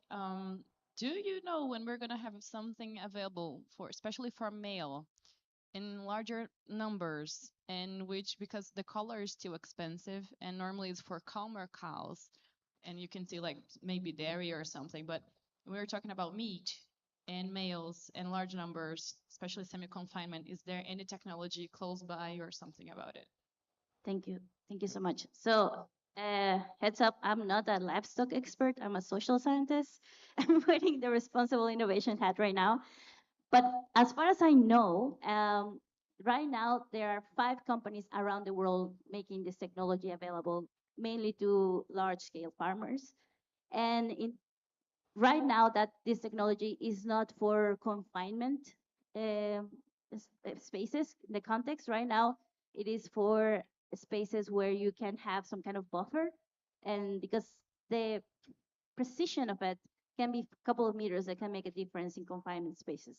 So I would say the technology is being tested and designed in a very fast pace right now.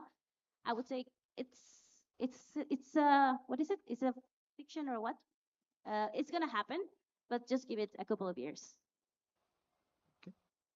Yeah, actually, I had the same question on similar lines. Like you have used the device for each the cow. So have you thought like there should be a one central device or something which can work on like sending like signals, and it can disturb animal and they can stop so that the cost will be reduced like that? So are you saying that we should have like megaphones and like around the Yeah, farm? Yes. something centralized system so that the cost will be reduced, so that you need not to do it for each cow Yeah. or something. At some point in time, scientists were trying that, but it wasn't efficient. And we need to think about that cows, each cow, it's like us, it's a different being. And there are cows that are more stubborn than others. So you need to have certain device that works in each one of the cows. And sometimes there are cases, studies where they are training like the leader of the herd, so the other cows follow it. So it's more about thinking about individual behavior, but also herd behavior at some point. Thank you. So there's a question behind you, but first I think the gentleman over there. Yes. Wow, so many interesting people about cows. Can I? Yes, go. I have a question to Professor Emmanuel. You mentioned about Desmodium root exudates killing striga. So is it selective? And if so, what is the mode of action? Sorry, I have not heard the last. You said Desmodium root exudates control striga. How does it control? What is the mode of action? And is it selective or non-selective? It can attack any other plant also, any other weed also. So how do you classify that? Yes, thank you for this very nice question. So the Desmodium produces exudates. It actually produces 2 sets of compounds. The first set stimulates striga to germinate, while the second set, there is 2 processes. There is germination and then attachment. So the second set of compound prevent striga not to attach with maize roots or sorghum roots. It's very fascinating chemistry, yeah. Thank you. I think we have a question here. Yes. Yeah, I just want to thank you all for very interesting presentations. These are great innovations. I was wondering if any of you want to comment on any of the barriers to adoption that you might see with some of these technologies. Are there high labor requirements? Are they costly? Do they require a lot of information to be able to adopt successfully? And how would you overcome those barriers? Thanks. Thank you. Is there anyone who would like to volunteer to go first around the barriers for innovation? I'd like to take a go. Sure. I think in the UK, a lot of innovation comes from the government and the policies they create, but the government is extremely inconsistent with what it does. So we had SFIs until I think April of this year, but then they discontinued taking new applications. So it would be better if the government can be very clear and have a long-term vision on what they want out of farmers, both on an innovation side and on the side of climate. Um, so yeah, just consistent policies. Good. And otherwise, the policies, at least in UK, I would say, are quite bang on. They're quite pertinent to the issues they're solving. So just consistency would be really good. Okay, thank you. I just want to make an invitation. If you want to hear more about about that on virtual fencing, we have a session on livestock where I'm going to talk more about it. Thank you. Would anyone else like to comment on the barriers? I would like to add, I think his question is very valid, not only for push-pull or almost all agroecological technologies. We should be aware of that.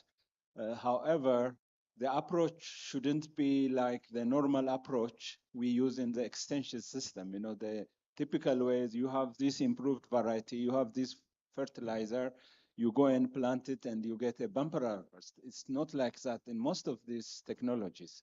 So there has to be a system approach. For us, what we found it useful is the landscape approach, where you reach the whole village and you have the value chain with different benefits, like for the companion plants and for the maize, and also a lot of training on the benefits, because the farmers may not see that benefits the first season or the second season. But in the long term, it's beneficial. And of course, we need a lot of policy support. Yeah. Thank you. Rosemary, would you like to also comment? Yes. I think, I believe that we need to do more research side by side with farmers. And we have to align our soil carbon sequestration strategies with the actual management practices that happen in the farms. Also, we need to distinguish our research objectives depending on the farmer's goals. For example, integrated system can be adopted to introduce pasture into croplands or croplands and trees into pasture. My work focus on introducing crops and trees in pasture. And in this case, the management, the goals, and even the financial resource of the farmers are different. And so the outcomes can be different too. That's why on-farm studies are so important to connect our scientific findings with a real agriculture context. Thank you very much. Hi. I have a question to push-pull innovation. So thank you for your nice presentation. So can you please mention the name of the main crop and the trap crop? So push-pull was originally developed for.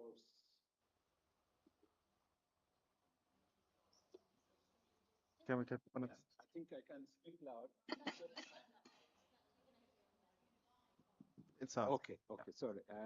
So push-pull was initially developed for cereal crops, mainly maize and sorghum.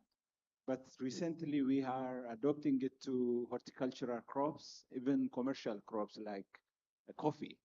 So initially we had Napier and green silverleaf desmodium. With this climate change, we got Bracharia, the more drought tolerant, and the green leaf desmodium. So screening is also going on. Yeah. Thank you. Do we have any other questions? I think I saw one in the back of the room. Ah, yes, back of the room.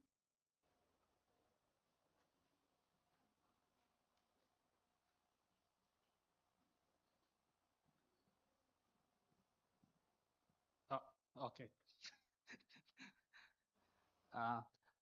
I was told to stand up. I thought I'm taller where I sit. Thank you for that presentation. Sorry, I didn't catch.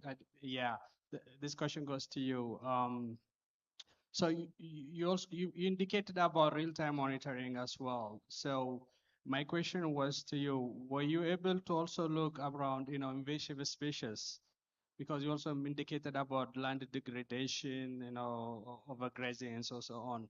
Were you able to really accommodate this? How best you could accommodate monitoring invasive species?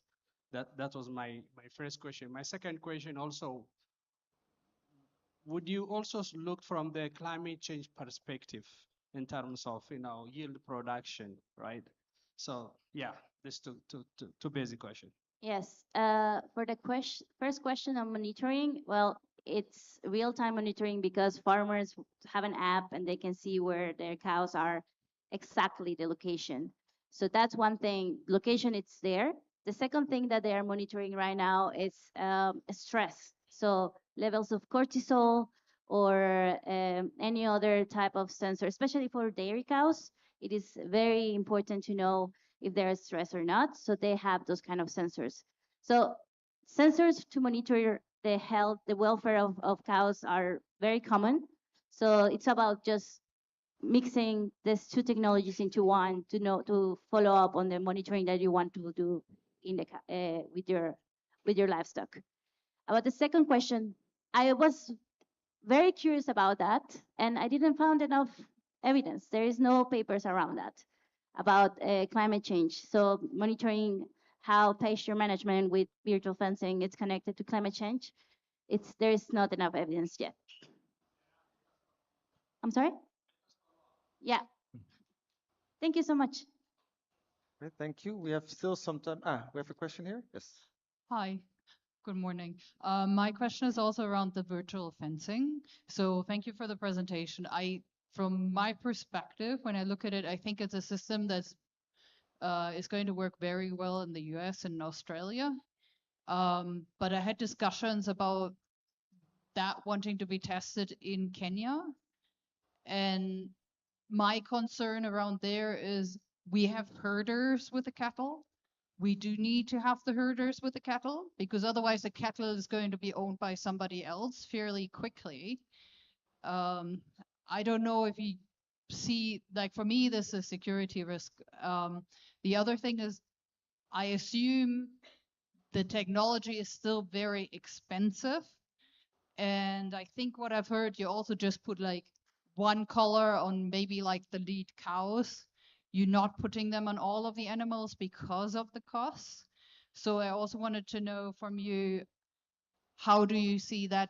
Like, what are the current costs? We know technology is going to become more like cheaper over time. So it's good to test now and like how you see that development as well. Thank you. Thank you so much.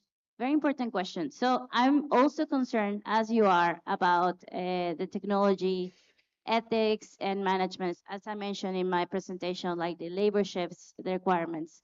So it's something that we as scientists, farmers, NGOs, we need to be aware of this and be connected to keep the design of this type of technology in a more sustainable and fair way.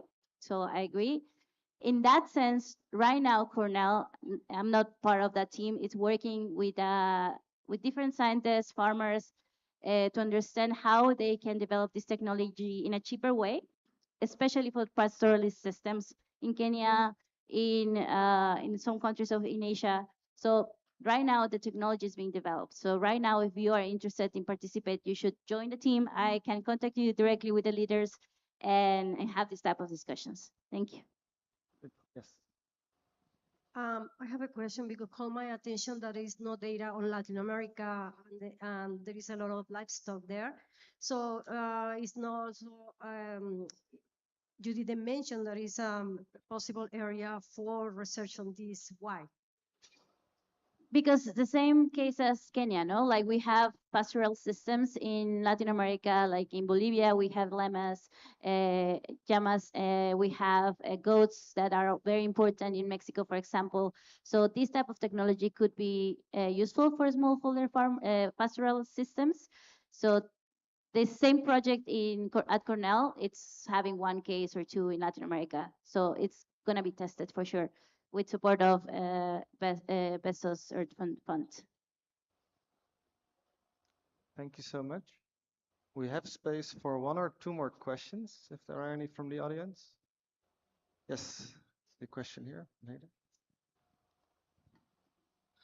Hi, thank you all for the very interesting presentations. I'll speak to the virtual fencing one. I'm from the Global Methane Hub, and we are supporting a project that is relevant to your virtual fencing activity. Our project supports decision support for grazing management, and it focuses on getting real-time or near real-time information on the biomass that are under the cows. So the potential really is quite exciting for combining the two, because in your system, the farmer's going to have to draw a polygon and say where the cows can go and when.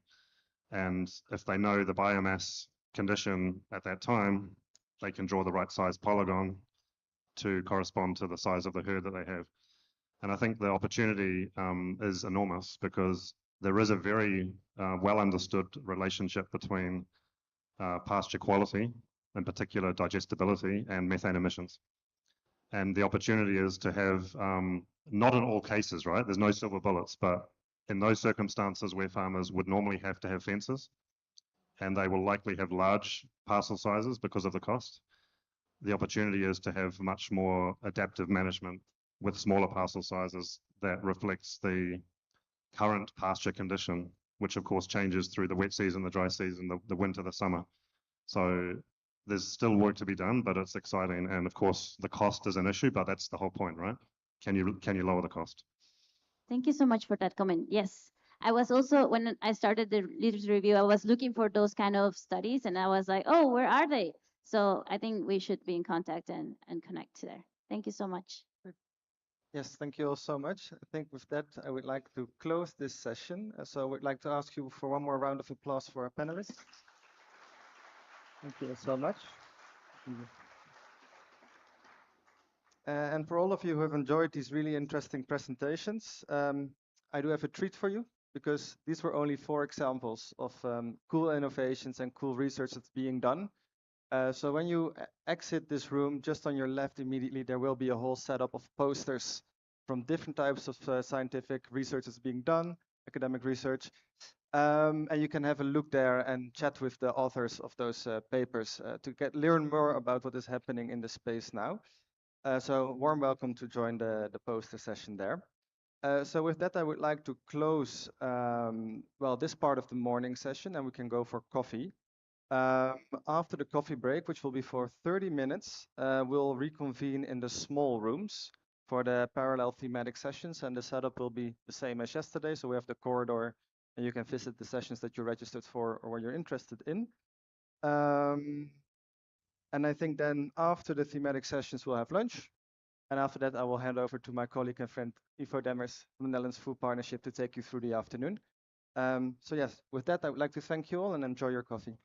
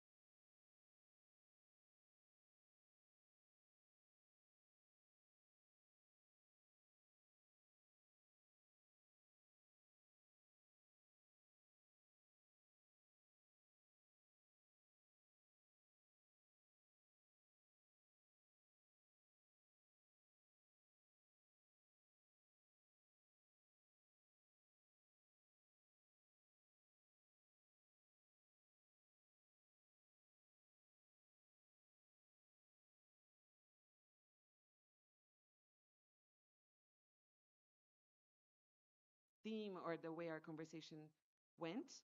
Because again, we started with the provocation of, is climate agriculture enough from a sustainable perspective? How does it relate to regenerative agriculture, etc.? So the beginning of our conversation was around framing the concepts. So we've explored how they intersect climate smart agriculture, planetary boundaries, regenerative agriculture to guide sustainable agriculture. And it wasn't conclusive, but the conclusion we came to is that while CSA focuses on productivity, resilience, climate adaptation, mitigation, uh, regenerative agriculture or other approaches should include, especially the planetary boundaries, right? So water scarcity, biodiversity, so we can't be too focused only on one aspect, which is climate. And one specific and important topic also was that we can also get too lost on concepts and that we really need to move to implementation, but also not undermining the role of science for improving the practices, but also for decision making. So the second point is, why does this all matter in terms of, again, this intersection between this concept and practices? It's because we know we need to stay within planetary limits because speaking about agriculture more specifically, agriculture directly influences the planetary limits and it's a huge driver of pressure. But on the other hand, it depends on the planetary boundaries to survive. So we need to keep an eye on this, and scientific frameworks are necessary to keep track of what we're going and what we're doing. So this is very, very important. Then just to reinforce this point, because we were talking very much about the environmental aspect of it. So again, intercrossing these three concepts, climate smart agriculture, regenerative agriculture, planetary boundaries. But a few of the participants of the session were very adamant about the fact that when we're talking about agriculture or when we're talking about rural development, we should be considering also aspects that go beyond environmental factors. So agriculture and rural practices also relate to beliefs, to culture, to diets, to food security, and to even jobs and behavioral change. So this is something that we also need to keep in mind when we're designing solutions, when we're designing policies and incentives. So we expanded the lens more and more.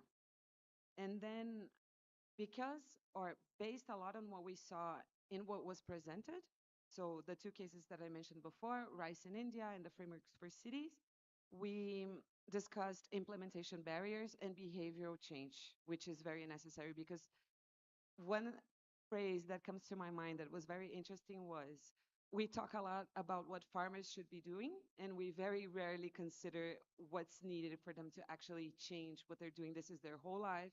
This, if we're talking about smallholder or family farmers, this is their land, their family's land. So it's not that simple to just discuss new protocols and bring them there. So and to finalize, we had a diverse group in terms of geography, so that was important as well because we did have at the beginning a very Latin American perspective. So we were talking about land use change, deforestation, intensification, but there were also representatives from the global north, so Europe and others, and bringing the point that the the conversation around intensification and climate smart agriculture should also consider other types of pressures on land beyond deforestation, as we talk about a lot in Latin America, so that it's also a necessity from a food security perspective in other continents. So I think this is important to bring. And to close, and that's what I thought it was really, really interesting. So we've had this science-based conversation. We were talking about behavior change. We were talking about practices, carbon, regeneration, deforestation. But at the end, a participant made a very important point, which is, again, we can get lost only on science. And that, for me, I am a scientist myself, so it's not in any way to undermine the importance of science, but that we really need to be mindful of the fact that we can't design technology and science to not change our broader behaviors as a society. So we can't use it also as a clutch or as a ends-all fits-all solution, and that we really need to have this conversation in a broader sense because our survival depends on it. So that's as far as we've gotten yesterday. So following our program now, we're going to have these three presentations from Eris Vieira, Saskia, and Fabio. So please, if you guys can come here, now you're going to be panelists if you want to sit in the chairs. And I'm sorry, I don't think I introduced myself. My name is Virginia Antonioli, and I am the Sustainable Food Systems Manager at Abraer Brazil. My co-lead for this session is Andrei. He's from the University of Brasilia. And we also have dear Saskia from Clim-Eat, who is everything all at once. She does the quizzes, she does the presentation, she does the moderation. So thank you very much. Okay, so change of plans. Now we're gonna have a quiz. So please take your phones and get ready to participate. And the only thing I'm gonna ask, it doesn't have to be now, but as we're gonna have a discussion later on, if you want to come closer, but it doesn't have to be now. Let's do the quiz first, but think about it. Thank you.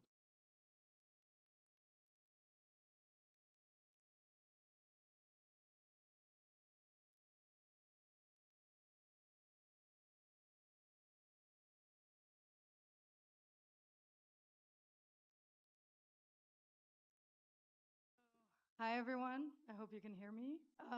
So before we start with the presentations, I think it would be good for everyone to kind of be on the same level about what planetary boundaries actually are. And for that, we have created a quiz. So please join another Kahoot. I guess everyone is familiar after this morning.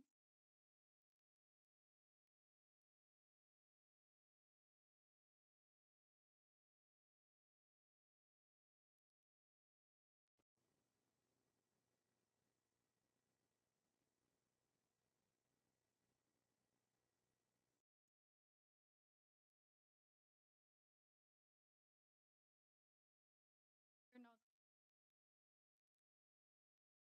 People are still joining?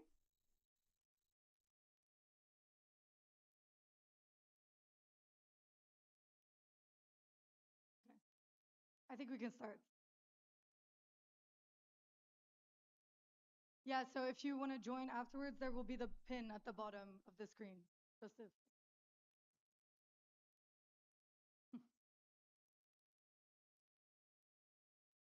So the first question is, in the context of agricultural and environmental objectives, what is the difference between a synergy and a trade-off?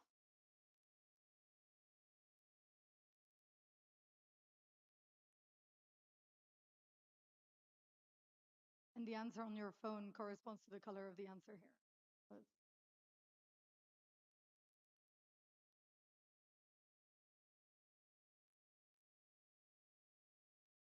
okay, so everybody got it correct, but basically it means that when you have a synergy, that if you improve one objective, the other one will be improved as well. Whereas with a trade-off, it's the other way around. One will be improved and the other one will be harmed. And yeah, I guess I don't have to explain that to you because all of you got it correct. So, next question, please. Ah, well done, Allison, in first place. So, which best describes synergies between climate-smart agriculture and regenerative agriculture?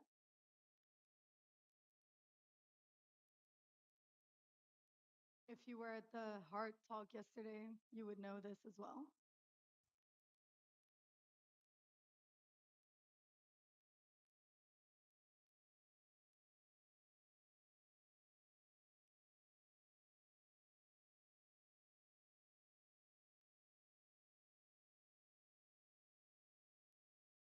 Yes, so both actually improve climate resilience or aim to improve climate resilience, carbon storage, biodiversity, and soil and water conservation within agriculture.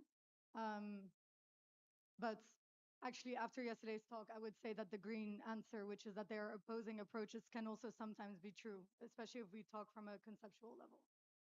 So maybe in the next. Ah, Victor is first. Who's Victor? That's cheating. What do the 9 planetary boundaries represent? The basis of our session.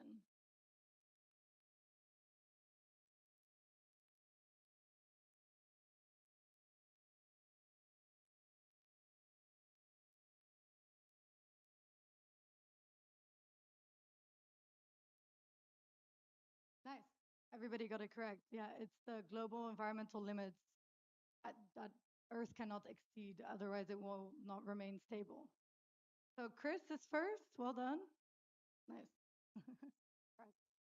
Which planetary boundaries are most directly affected by agricultural expansion? Select all that apply.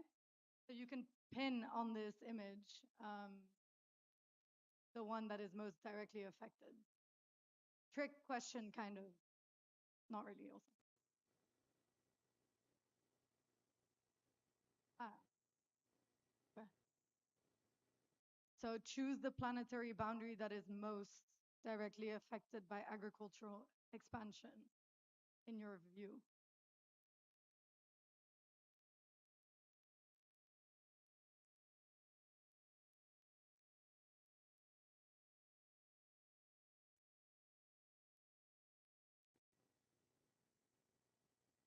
Yeah, everybody got it correct. Well done. Is this all? People are just doing this from yesterday's course. But well done. Yeah. So land system change and biosphere integrity, which no one chose, are probably the most directly affected. And then you also have biogeochemical flows due to fertilizers and such. Um, yeah, no, apparently it's, I think. Baron is first place. We're nice. Well done. It's a tight competition. Okay, the next is a slider. Around what percentage of total anthropogenic greenhouse gas emissions comes from land use change?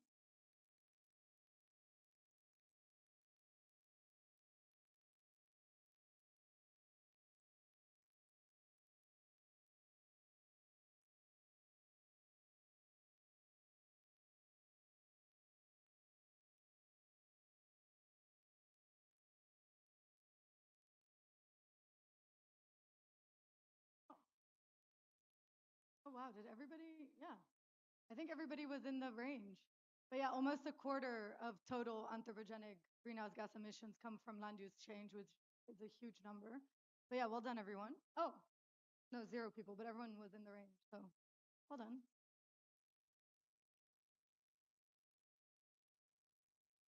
Nice.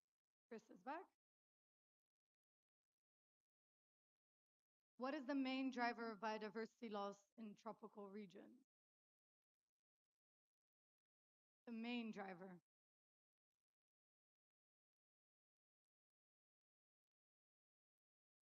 Yeah, everybody got it correct as well. Land use change. But that doesn't mean that the other ones are also not driving biodiversity loss. Yeah. Victor back in the lead. Well done. Another slider. So about how much of global deforestation is linked to agricultural expansion? Again, in percentage.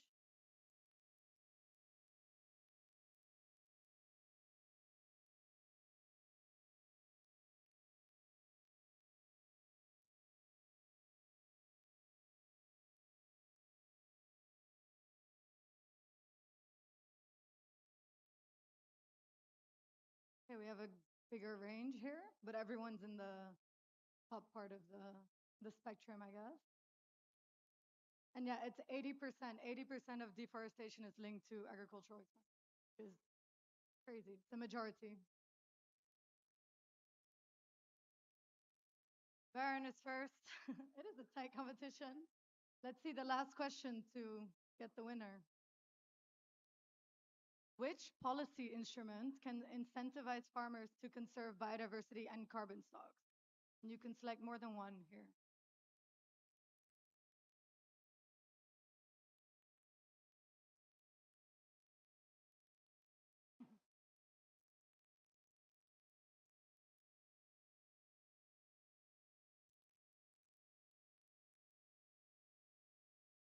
Ah, yeah. So all of them were correct. So we'll hopefully also talk about it more today and also from the presentations and our discussion afterwards. But all of these schemes like certification programs, payment for ecosystem services schemes, agricultural subsidies linked to sustainable or environmentally friendly practices, and export bans can all lead to farmers conserving biodiversity and carbon storage. So then now we will have the podium, I guess, for the winners. Usually there's also a fun music. Sadly, we can't hear that. So Victor's in third.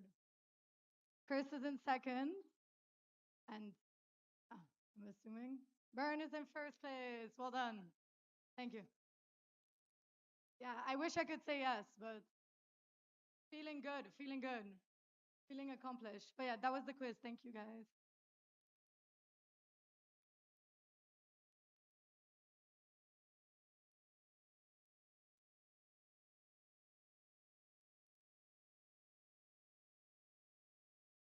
Eric, do you want to start? So then we'll head into the abstract presentation. So I'll leave it to my colleague, Harriet.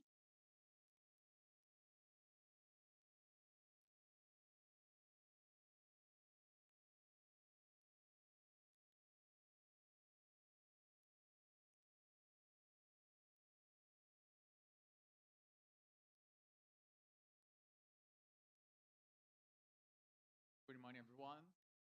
I'm Harris. So I represent my article. I'm Professor Adriana Ferreira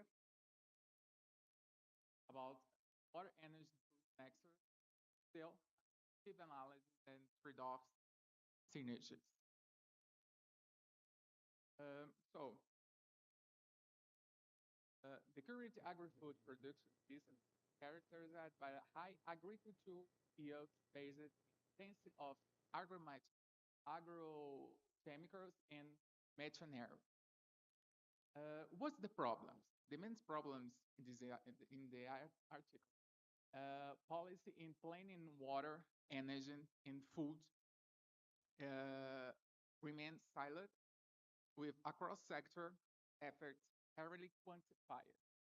So is the one of most important motivations about this research.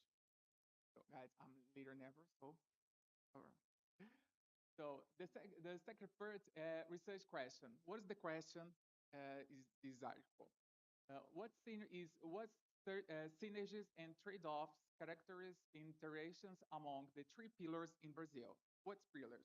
Water, energy, and food, right?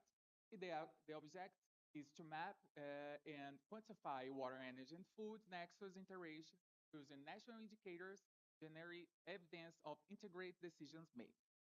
So the next slide is about methods and data. So this is very challenging.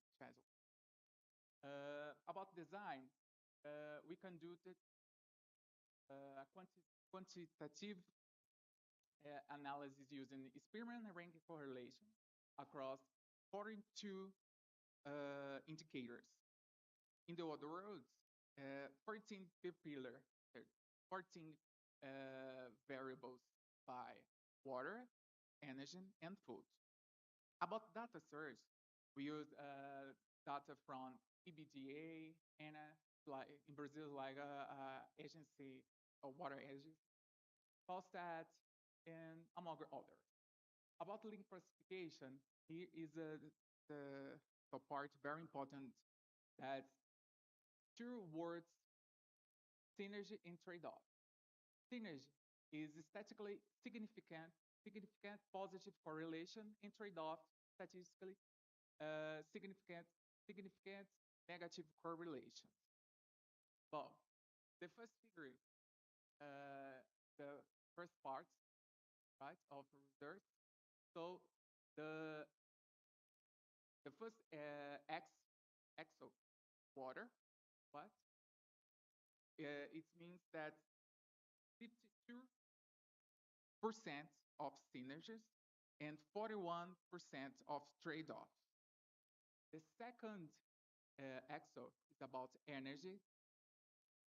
It means that 76% of synergies, or in the other words, is positive. Is 16 is means trade-off.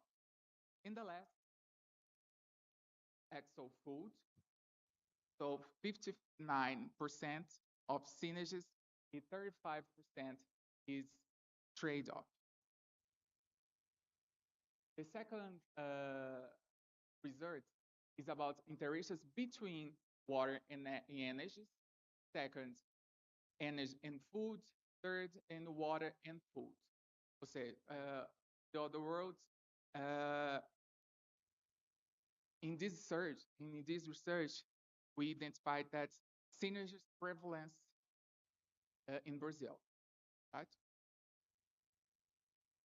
Implications and recommendations. The first point, energy transitions, or we need accelerate regenerable energies like solar, wind, biofuels to reduce emissions and ease water demand, and also curb fossil dependence. The second point, irrigation efficiency, to need scale water-saving technologies, aquifer recharge in or storage, and protections alike in rivers. In the third point, social alignment. We need to couple output gains with food and nutrition security measures. And the last, the conclusion. By maximizing the synergies and mitigating trade-offs, Brazil can enhance systems efficiency and resilience of the medium term. Thank you, guys.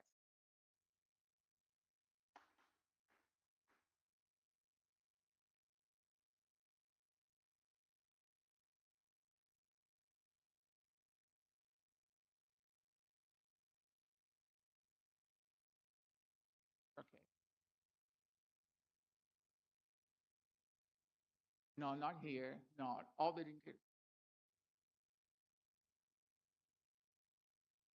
Ah, não vai rolar. What indicators that I use for my research? Yes, I use 42 indicators, but 14 each axis, 14 variables to water, to food and energy. And for example, up here, irrigation area, efficient use of efficient use of water, for example, kinds of regenerable energies like energy solar, energy PTF. So 42 variables. For food security? Thank you. Edis, do you remember any of the variables for food security, indicators for food security? No, I don't remember, but I know PTF is the one. For agriculture? Exactly. Product total. Exactly. Productivity, total factor, productivity. Exactly. Okay. PTF, Pharaoh.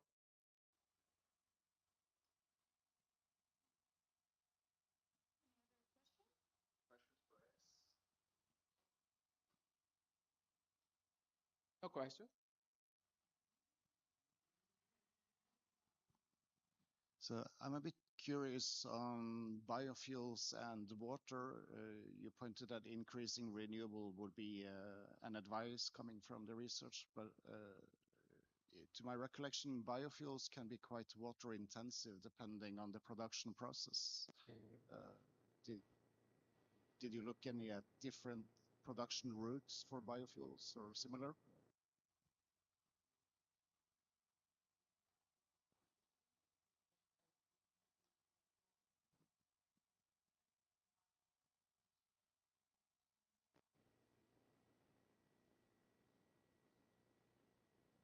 Okay.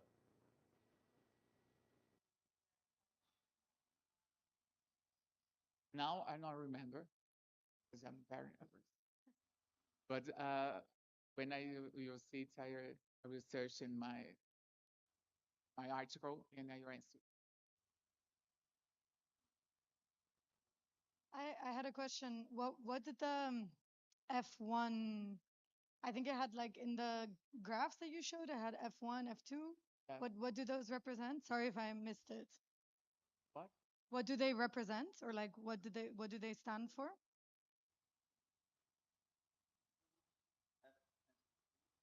Okay. Oh, okay. Okay. Yeah. Okay. Okay. Thank you. Any more questions? I think that's it. Oh. Thank you, Eris. Round of applause for Eris. So I'd like to invite here on stage Saskia Doherty from WRI. No, crazy. You are from WRI. From Clim-Eat, of course. From Clim-Eat, and you're going to and Leiden University. So please come to the stage.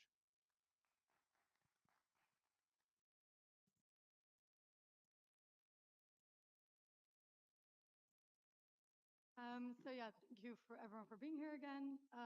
So my presentation is on the spatial relationship between above ground carbon storage and woody species diversity in a human modified landscape in Costa Rica. And both carbon storage and biodiversity are considered ecosystem services. So it's about their synergistic effects. So just a little bit of background. Biodiversity loss and climate change are two of the most pressing environmental problems that are facing human well-being and planetary well-being, but they're also very interconnected. In tropical areas, land use change and ecosystem degradation are the main causes of biodiversity and habitat loss, with an estimated 25% of total anthropogenic greenhouse gas emission attributed to land use change, as we saw in the Kahoot. So basically what we are proposing is that we need integrated strategies that can most optimally or efficiently address both of biodiversity loss and climate change. So then the rationale is that understanding the relationship between the two in different land uses can help inform these strategies. And the thing is, there's been a lot of studies that have been done on the local plot scale and on the global scale, but not many at the landscape level, which is where most conservation decision-making is made. And what is also not yet much in the literature is about which land uses actually promote higher synergies among ecosystem services. So this study basically is about studying ecosystem service synergies across multiple land uses to help identify where these synergies occur. And then altered components of landscapes, such as agroforestry systems or secondary forests, they can store carbon and conserve biodiversity simultaneously. And this would also allow agroforestry systems to function as carbon sinks rather than sources, which can help reduce the larger agricultural sector's impact on the climate and on the biodiversity crises. And in particularly, shade coffee agroforestry systems have been recognized as having a significant potential for providing ecosystem services similar to natural forests, and silvopastoral systems, so pastures with trees, agroforestry systems, are very high in soil carbon. And that is, in the landscape that I was looking at, these are the main agroforestry systems that were there. So then my study looked at the benefits of these mixed agricultural and natural landscapes that integrate these different ecosystems by evaluating their relationships, the relationship between carbon storage and biodiversity in these environments. And the objective was to map the distribution of and the spatial overlap between these two across forest and agroforestry systems in the Central Valley of Costa Rica, which was about 178 kilometers squared, and it's a human modified landscape. And the expectation was that there would be a strong spatial overlap between the significant hotspots of carbon storage and woody species diversity individually, and that the overlap would therefore pinpoint priority locations for conservation. And then these results could inform strategies, integrated landscape management strategies that maximize these synergies. And maybe you're asking why this study area? Well, this area has a lot of different land uses, a lot of crop and livestock agriculture, and also a lot of urban and semi-urban zones, and agroforestry systems and forests. But it also is an area that faces rapid urban growth, and it that potentially disrupt natural landscapes. So it was also to kind of see if these natural landscapes are important to conserve here. And yeah, just to see whether the impacts of land use change here actually mean anything in terms of ecosystem service synergy. So then based on the method, so the main thing was that there was a combination of field data and remotely sensed data, satellite data. And the field data was collected by the School for Field Studies in Costa Rica, who was working with my supervisor of my thesis. So I did want to accredit them here because without them, this research could not have been done. And basically what was done is that they had 26 plots of 1 hectare each in 6 forests and in 20 agroforestry systems, so divided between coffee agroforestry systems and pastures. Okay. And they identified the carbon stored in these different land uses by getting all the woody plants with the diameter at breast height more than 5 centimeters. And then they recorded down the species, so that's how we got biodiversity here. And then carbon storage was estimated using allometric equations. And the next part was the regression analysis, the spatial analysis. So first, I conducted a land cover classification of all the different land covers in the area. But then because we only had field data for the 3 land uses of agroforestry systems and forests, I only kept those ones because we cannot really interpolate carbon storage or diversity beyond that.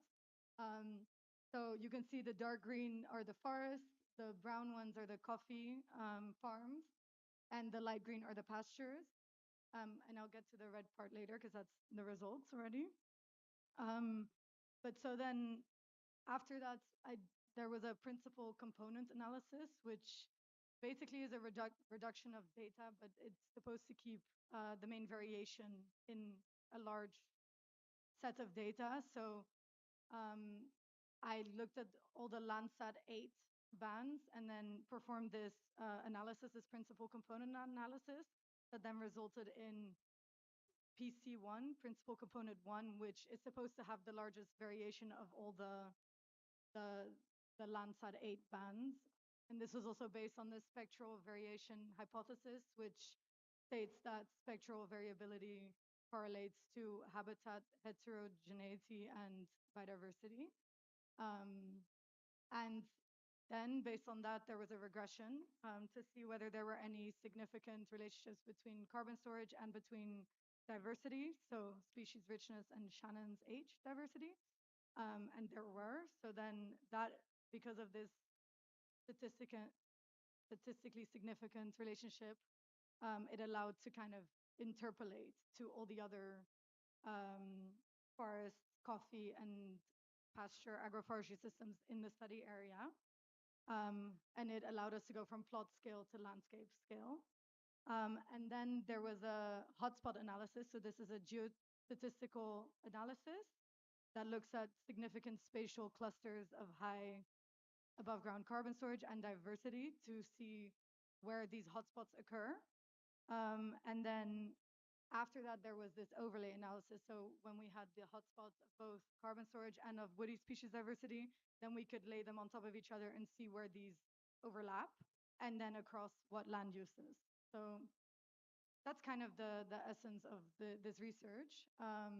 And then this last formula, which is just the area of overlapping hotspots in a certain land cover class over the whole total land cover class, shows how important that type of land use is for harboring ecosystem service synergies.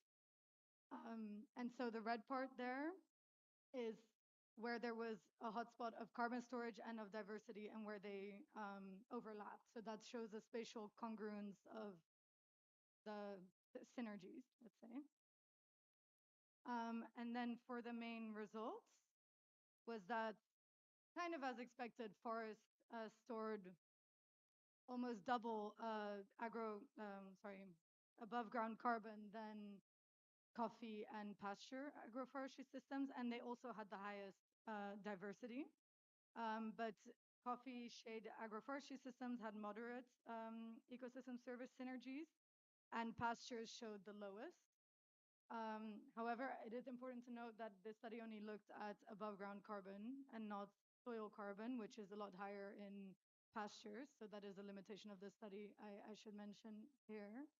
And it was found that 85% of total hotspot overlaps occurred in forests. So yeah, the virus rather than even supposedly the coffee agroforestry systems. But it confirms that this follows a tree density gradient. So where there are more trees, there is more synergies between above ground carbon and diversity. And that land covers with more anthropogenic disturbance show reduced ecosystem service synergies.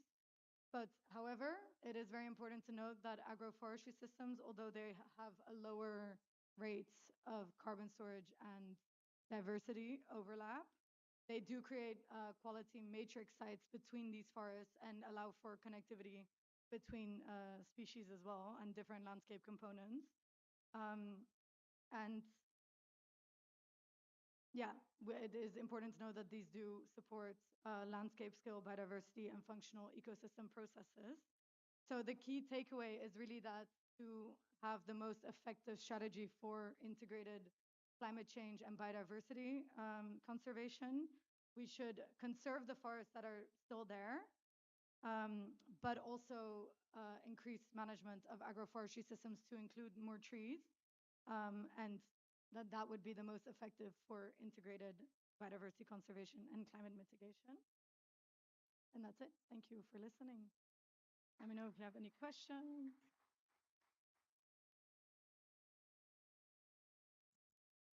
Does anyone have any question?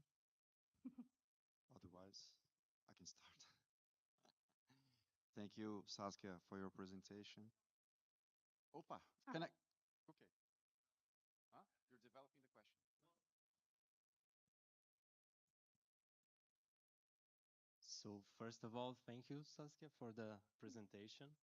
I have actually two small questions. The first one is, how long did the field data collection lasted? How much time were they on field? Do you know that? I don't remember off the top of my head, but I think it was in one season because from the Landsat data, I could only look in specific months, which is why there was also, I don't know if you saw, but there was a cloud mask on some of my maps because I couldn't get an image. I was completely cloud free, but it was in 2018, if I'm not mistaken, and it was in May, at least the satellite data, which I know coincided with field data. But I can find it and tell you. No, because that whole discussion remember me about a lot of biodiversity credits and how its main obstacles is to how to measure biodiversity. I think your study was among those lines, especially with vegetal and you know on those cases. But that's it. I believe it's a line of study that needs to grow a lot. It will be discussed a lot next week, but congratulations for your work. Yeah, and I mean, that's why this study really focused on woody species diversity, just to keep it simple, because of course, like, if we bring in fauna and everything, it's going to be, or soil biodiversity, it's a much larger study. So it was really just the woody species diversity here. So yeah, there's a lot more to do still.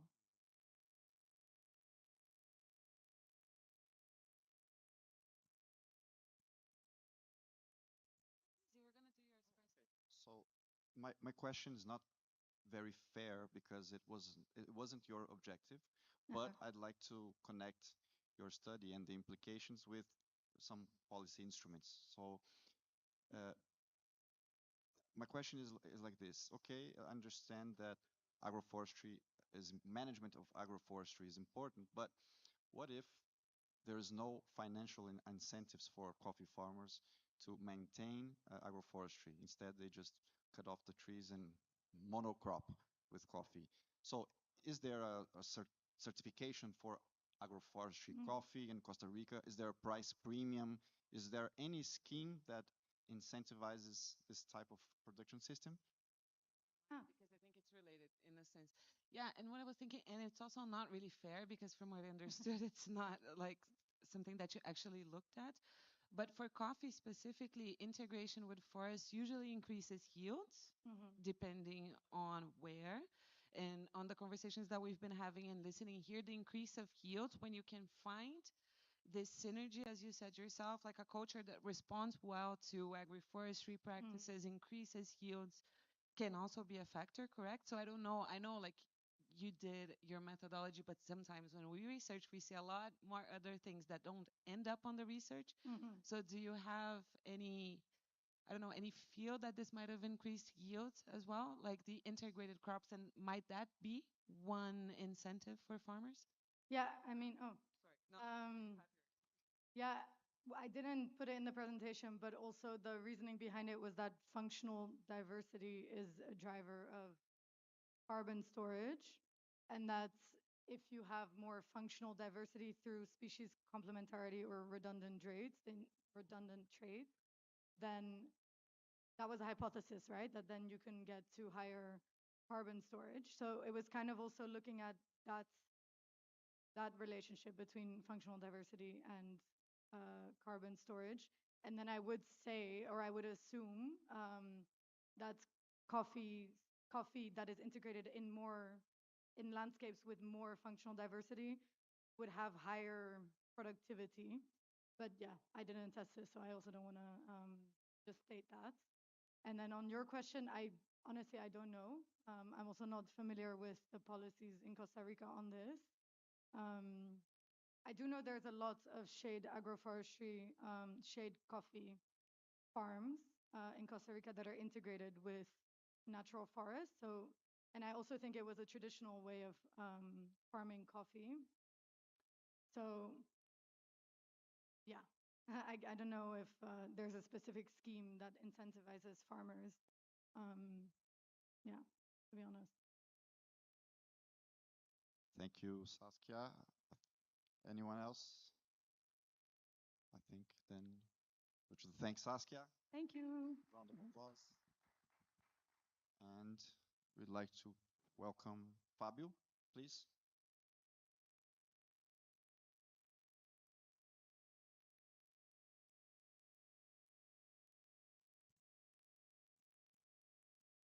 Hello, everyone. My name is Fabio Silva. In my presentation is about in RED Plus Amazon Fund as a national mechanism for emission reduction and forest conservation. And my result is table one. Table one is value in reais for fund made available to the program. Is very important in table one is result total amount in disbursement more of 19 millions in the Amazon fund. Continuous people. In my figure one is map one. Map one is show they are covered by the Bolsa Floresta project in the Amazon, in state of Amazonas. In map one is very important, is red line with green R with number, covering 15 conservation units in region state Amazonas. Continuous people. Is very important in my results is graphic one. Amazon Fund and a aggregated program is evolution of deforestation of Bolsa Floresta. Bolsa Floresta projects is one example the program in Amazon Fund. And Bolsa Floresta projects between 2010, begin 2010 and 2012 is declination. 2012 in 2014 is soft growth. It's very important in my result in graphic 1. Continuous, people. In table 3 is very important, is not to a direct causal relationships. In table 3, show the results of 3 econometric model. Econometric model is stacked is number 1. Fixed effect, number 2. And the random effect is number 3. It's very important is and relationships caused stacked model indicators a positive and significant relationships between the found resource and the dependency variable. In fixed and random effects model is Rose relationships significance, indicating that the effect may be linked to a specific factor on the region or period analysis, and not to direct causal relationships. It's very important in table 3. The results also show that GDP has distinct effect between the model's population has a positive impact. Is very important in my result table 3. Continuous, people. In my slide is very important. RED Plus constitutes a fundamental regulatory instrument. It's very important. It's and success of the Bolsa Floresta project, which by following the RED Plus guidelines contributed to the reduction of deforestation, but in the direct line benefits are and in adjacent regions not contemplated. It's very important in result in my research. Continuous, people. The Amazon Fund play a strategic role in promoting convergence between environmental conservation and sustainable development in the region which it operates. It's very important in my result. Contribute this injection of capital contributes not only to the strengthening of sustainable production chain, which also the improvement of the social conditions of the people. Also, Floresta project as one example, positive in control in the deforestation. Continuous, people. Finish, people. Thank you very much.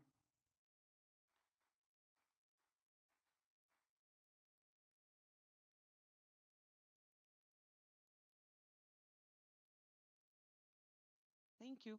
Before even going to the questions, can I ask you a favor? Can you explain what Bolsa Floresta is? Maybe not everybody is familiar with the program. I think it's important. Can you? Bolsa Floresta project is one example positive in disbursement Amazon funds. It's very positive. It's too positive in development social, development economic in Amazon state, in communities, in Amazon state, in Brazilian, in the world, because reduction contributed reduction in deforestation. Thank you. Does Anyone have questions about Bolsa Floresta? So who benefits from Bolsa Floresta? Who are the benefits from Bolsa Floresta? The beneficiaries, I mean, the Is beneficiaries. aggregated e-com. Huh? Aggregated in the e-com. E-com. Whom? E-com. Who receives the Bolsa Uh, Floresta? is in the communities is proof. Inside conservation units. Yes. Right? Yes. Okay. So inside conservation units, people who live there, they receive Bolsa Floresta in order not to increase deforestation within conservation units. Yes. And you showed that this program is effective. It works in Yes. controlling deforestation. Yes. Nice. I agree. Thank you. Anyone? Commentaries, questions? Okay. So, thank you, Fabio. Thank you.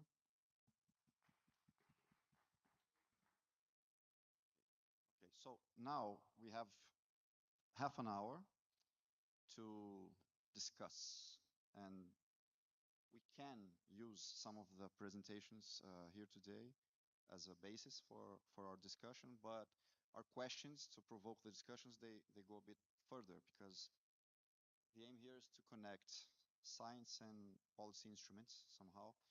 So I think the best way to do this is really just reading you some of the questions we thought of and hearing from you what do you think? Have you thought of this? What's your opinion, your take on this, right? So one of them is regards scaling. So for example, where is Saskia? Saskia is here.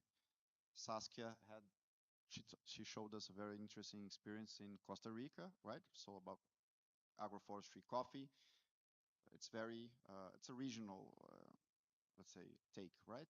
So we could ask what are the challenges from moving from a regional or even national scheme of agroforestry and even incentive schemes for agroforestry to more wide scales, international or continental or biome, like in Brazil. If we talk about the Amazon, we're talking about several countries, in fact, right? So how to scale these how should I say this? Synergistic experiences. Anyone?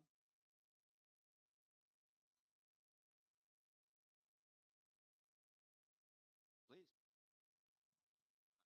Are we asking anyone or just conversing? Just yeah, I'm just interested in the market. So who pays for that approach? So why would I buy my coffee from Costa Rica if I can buy it from somewhere else and it's cheaper?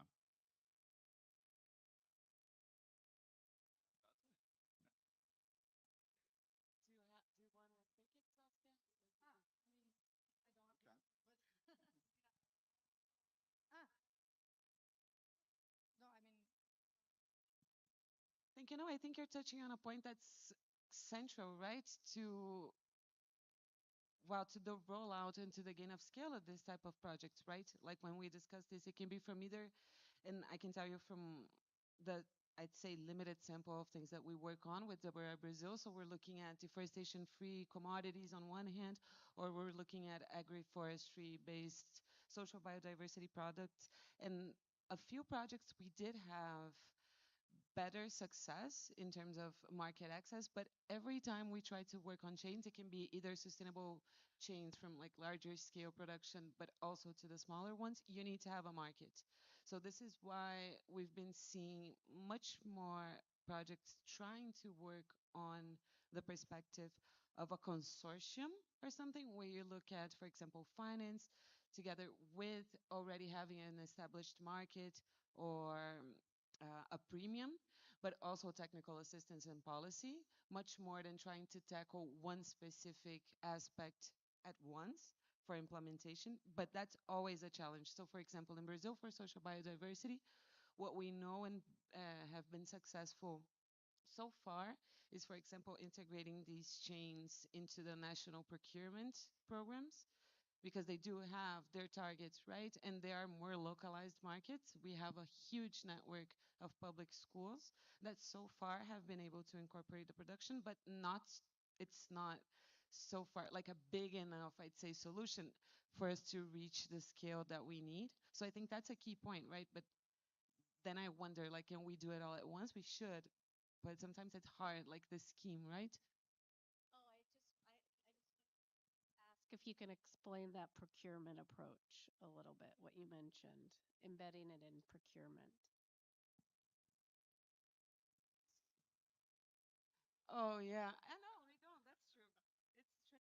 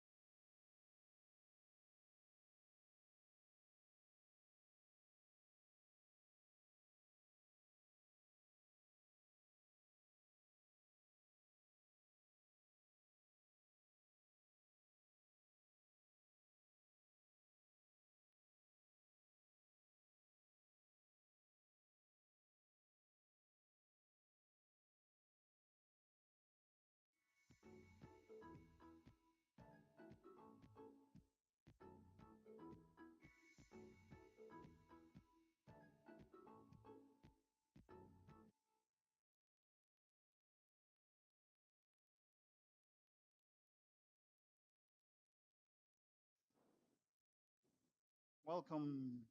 Terrific. There is sound. Dear friends, dear colleagues, welcome back after a well-deserved lunch. How were the morning sessions? Did you like them? Yeah. Thanks for the presentation earlier. Have we heard new things during the sessions? Have we made new friends, new contacts?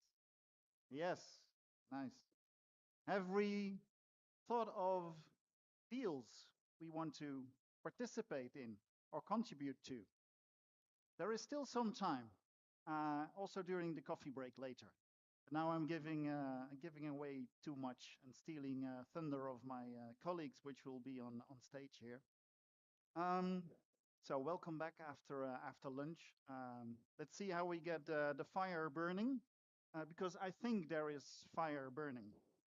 At least that's how it feels. It's quite hot in the room, right? And the air conditioning doesn't work properly. So apologies, we have to work with that.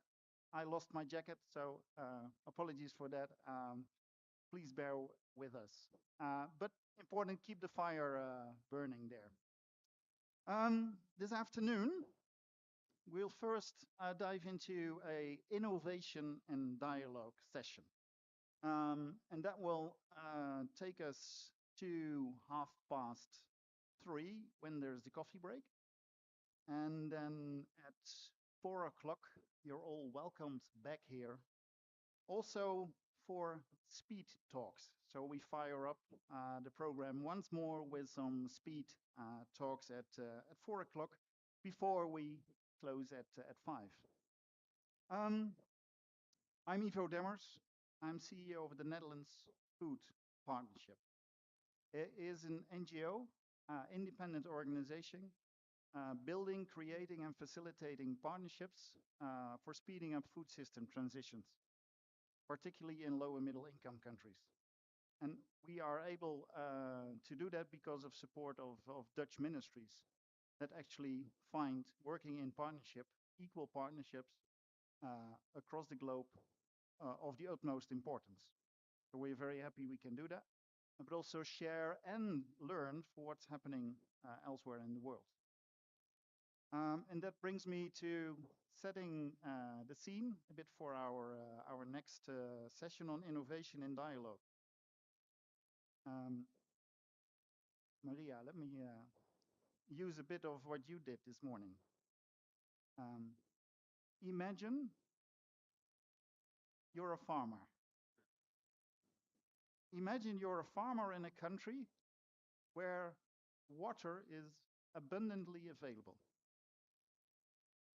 all year round, sometimes a bit too much.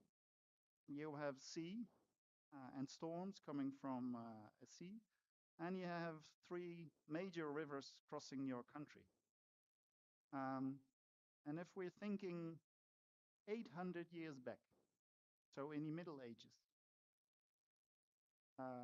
you're a small farmer and you want to protect your land from being flooded. You want to know when water will be available. So you start building a wall, a levee, or a dike, whatever you call it.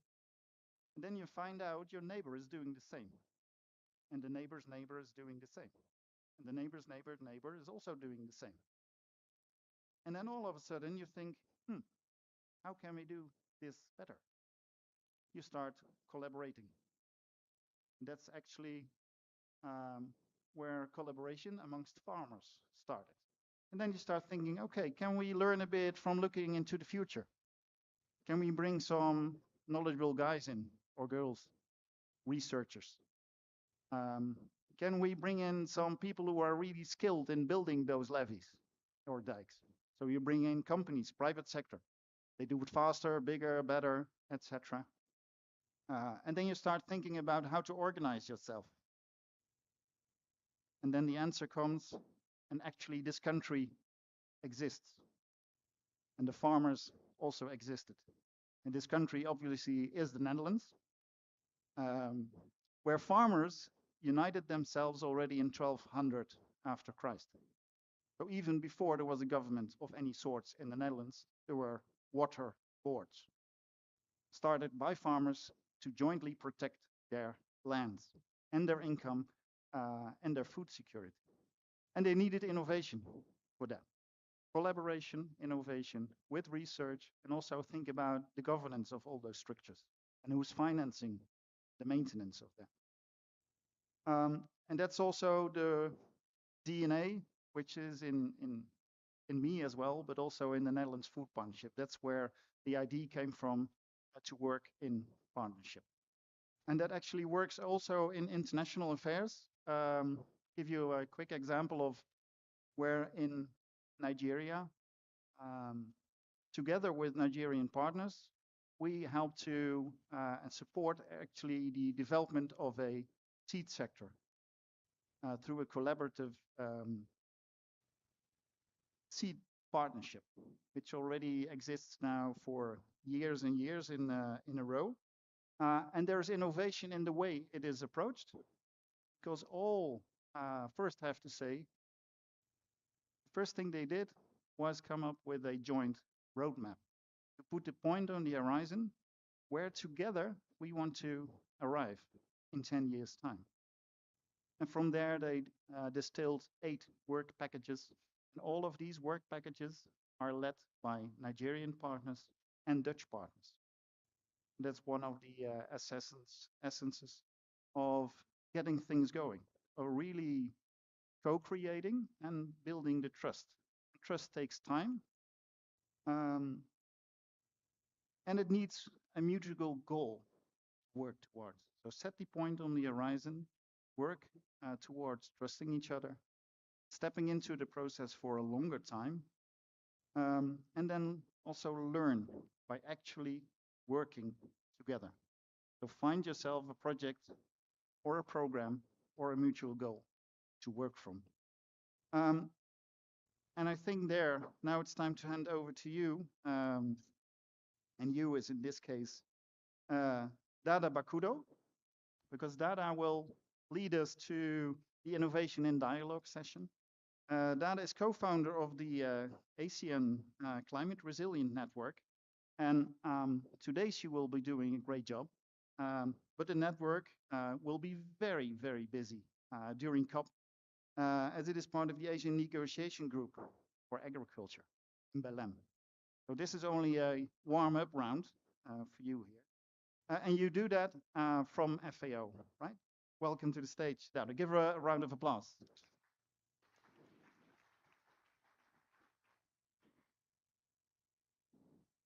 Much, Ivo, and tudo bem. What a joy to be back in Brazil since I fell in love with it 20 years ago. And I'm very happy to really be back here. And what an honor to moderate this dynamic exchange on innovation as we try to find solutions to scale up innovation on the ground. And I will be joined by very esteemed colleagues, whom I'm going to call now. This session, we hope to really have a dynamic exchange on really turning abstract innovation into actionable solutions that serve farmers and align with regional and national priorities.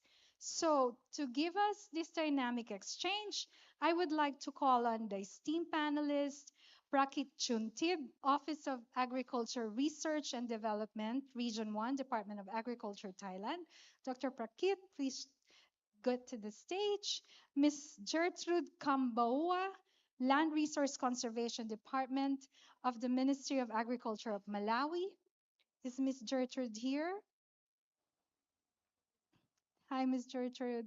And I would like to call Perla Baltasar from the Climate Resilient Agriculture Office, Department of Agriculture from the Philippines.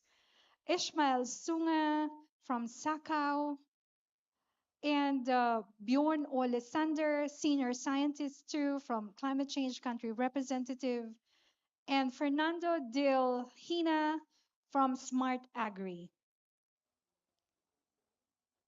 Please just feel comfortable and take any seat that you want. And of course, I would like to call Seni. Before we start chatting about, I would like to call Seni from Clim-Eat to warm us up. Okay, I think I'm gonna just stand here. Can I borrow it in the meantime? Thank you, Dada. So before we start our exciting panel, I want us to have a little fun activity at first. So Clim-Eat, together with the support of the Bezos Earth Fund, has developed a platform called foodsystems.tech where we're mapping and analyzing and communicating about some of the most exciting innovations that can really transform our food systems. If you want to learn more about them, just a second, you can use this QR code, which is going to come up very soon. Or alternatively, you can go to our Cool Innovations Corner booth and ask more from a Clim-Eat member there what this project is about. Right. So now we're going to have an exercise which is actually covering some of these innovations that we're also working with. And although Eva also mentioned that there's no really ice that needs to be break down in this room, we're still going to have a fun little exercise, which is going to make us all excited for the upcoming session. It's called Guess the Innovation. So this is how it's going to work. I'm going to briefly describe you the innovation and give you two options, option A and option B. And if you think option A is correct, I ask you to stand up when I'm telling the name of the option A, and then standing up if you think option B is correct. And also, of course, our panelists are very welcome to join for this exercise. Are we ready? Let's get started. So, products that aim to stimulate plant nutrition processes and foster plant growth are option A, microbial biostimulants. Who thinks this one is the correct one? Stand up. Okay.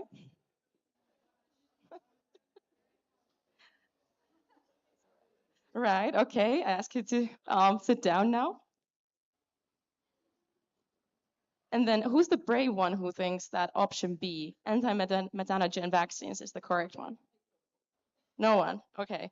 If you sometimes you have to go against the current as well if you want to be right, you know? So don't be afraid to stand up and be the only one to do that. We don't judge. Okay. Here goes the second one.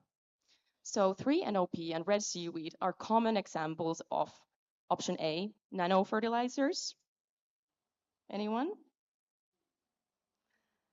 Option B, methane inhibiting feed additives. We have really smart people in the room. Nice. I mean, it's a scientific conference after all. Thank you. Okay, third one. Scientists who are working to introduce traits that help non-leguminous crops form nodules on their roots aim to develop, option A, shade-tolerant crops. Who thinks this one is the correct one? No one? Okay, nitrogen-fixing cereals.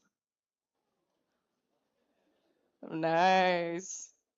Very well done. I thought this one would have been a bit more difficult. Okay, and the final one is coming up. Let's see what you guys think. Okay, when gases from water electrolysis and fractional distillation undergo a Haber-Bosch process, they form green hydrogen-based ammonia, option A. People are fast to stand up. Nice. Okay. And then option B, biochar. Could it be? Not really. Right. Okay. So this one was the icebreaker energizer, and I'm going to hand over to Dada Bakuro to lead us into this exciting dialogue. Thank you very much, Sani. Such a great exercise, especially after lunch. So who got perfect score? So many. So we know that we are really in the innovation room. So for this exciting panel discussion, we really wanted to discuss and understand what the innovation community needs from governments and institutions to scale solutions that deliver real impact while governments will share what they need from the innovators. So this is going to be a series of quick discussions. So let's really start. So we've seen all exciting innovations, but scaling them to reach millions of farmers require policies. And so we've got our policymakers with us, finance and trust to work hand in hand. So in this exchange, our innovators will share what they need from governments to scale solutions responsibly, and our policymakers will tell us what they expect from innovators to align with national goals and farmer realities. So let's start from the innovation side. What policy, regulatory, or financing environments would allow your ideas to deliver faster and fairer results on the ground? And I will ask our panelists, our innovation community, to keep their answers to 1 minute each. To start off, I want to start with my very good friend Ole Sander on really what do you think of enabling research to policy pipelines? Okay, thanks, Dada. I was given exactly 1 minute, and that symbolizes a little bit my point that I want to make, and that is around science policy interaction. And science policy dialogues are a bit of an old hat, I think, but I also think we have not really made it an effective tool. As researchers, we often have to beg to be heard. So we have really, I think we made, and I think there's also still the notion to see research very distant and separate from development. But during research, there's so much knowledge gained and so much experience made that can all be brought into development programs with a relatively low cost in enhancing development programs. And that's kind of this policy dialogue, which I think is important, but I don't think it's very effective yet. And I want to give one quick example, and that is where is a situation where I thought we had a decent policy dialogue. It was about the designing of the NDC 3.0s in a country that I will not name, and I thought we had a good dialogue. And then I received the draft, and I thought, wow, that is really so far from the evidence. So there's also, I think, the need to. I would ask policymakers to also take us more seriously as researchers, and on the other hand, also ask us researchers to maybe think about better communication, clearer communication, and maybe take a step back from our detailed findings in more towards what's applicable. Great, thanks, Ole. And that's like both a suggestion for both government and for the science community as well, right? In terms of communication. Now, I wanted to ask Fernando. Um, Much of the innovation really deals with data. Now, the importance of data, digital standards, and local adoption. Can you say something about that? Yes, of course. Hello, everybody. My name is Fernando Rinan. I'm from Brazil, and I'm working since 7 years ago with technology and innovation. And the main point in this is the local adoption, because we only will have data being shared if we have the local adoption. And this is the first point when we are developing an innovation in a technology. We need to understand the customer's needs, what the growers need to make their lives better, their farms more profitable, reducing costs, or giving higher yields. Okay, thank you. That's the primary challenge that you are seeing. And so, in terms of smallholder, we all know that smallholder farmers are actually the number one innovators and at the forefront even of climate change. I would like to ask Ishmael your views on this and what you would like the government to hear in terms of farmers as innovators. There are quite a few things that we would want to get government to take into consideration. I think the first point really is that we need to ensure that we co-create policies that speak to the challenges, issues, and aspirations that farmers are confronted with. And that means that putting also the farmers at the center of the policy discussions and getting honest inclusion in the process and consideration to what they will be asking for. And fundamentally, if I had to name one thing, I would say that you have policies and regulations that supports widespread installation of digital infrastructure to all areas that farmers reside in the hinterland, because that is going to unlock a lot of opportunities. Second point within that minute would be that the marketplace is so unequal, it needs to be sorted out. I think policy has got a role to ensure that there's fair play, fairness, and equity in the marketplace. The last thing would be to do with funding of research. Now talking to research, they should fund more social economic research to balance it with technical research. Thanks. Thank you, Dr. Sunga. So hearing all Thank you for calling me a doctor, by the way. yeah, I'm so used to the ASEAN meeting in Southeast Asia. We all call everyone a doctor. So it's a default nomination. So hearing all of these from our innovation community represented by science, innovation community, and farmers, which of these policy adjustments sound feasible or challenging from the point of view of the government or the policymaker? Dr. Prakit, I would like to ask you first in line. Okay, thank you. As a scientist, we do research very much, and I think the important thing is the funder, and I mean the money to support our research. And yes, I believe that supporting research and development led to creation of the national policy, and by because of receiving the research fund from the public or private sector, will create a good research that support the national policy, and then it will go back to the farmer and people that we can support them. Okay, Thank you. so you're agreeing with the call for more funding for innovation research. Okay, thank you. And I hear you want to speak, Dr. Okay, I saw you nodding with some of the points from our innovation community representatives. So, Dr. Perla, you are again a doctor now. What would you like to mention? Well, from all the things that our innovators here said, the government can offer the platform where we can discuss and be a partner in order for us to bring these innovations to our farmers, directly to the farmers, who, as Dada said, are essentially innovators themselves, but they cannot do innovation on their own. So we need to talk about it.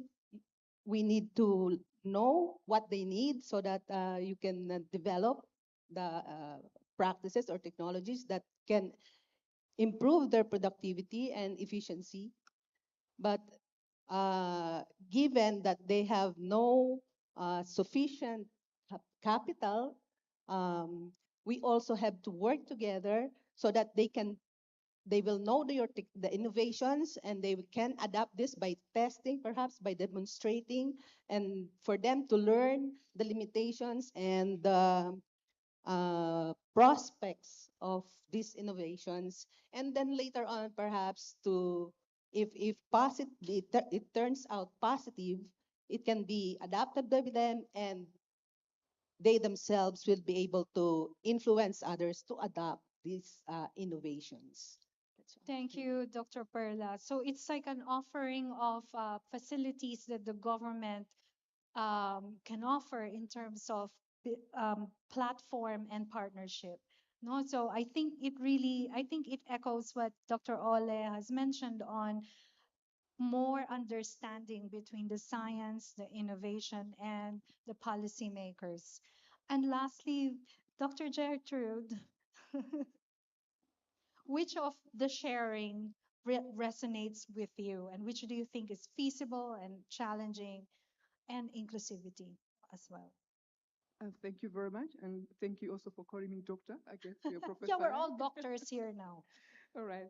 So for me, I also want to buttress an area which Ishmael talked about co-creation. He's talking about co-creation in policy, but I think also for the researchers as they're developing their innovation, they need to engage with the farmers who are the users of the products, and also probably incorporate indigenous knowledge into whatever they are coming up with.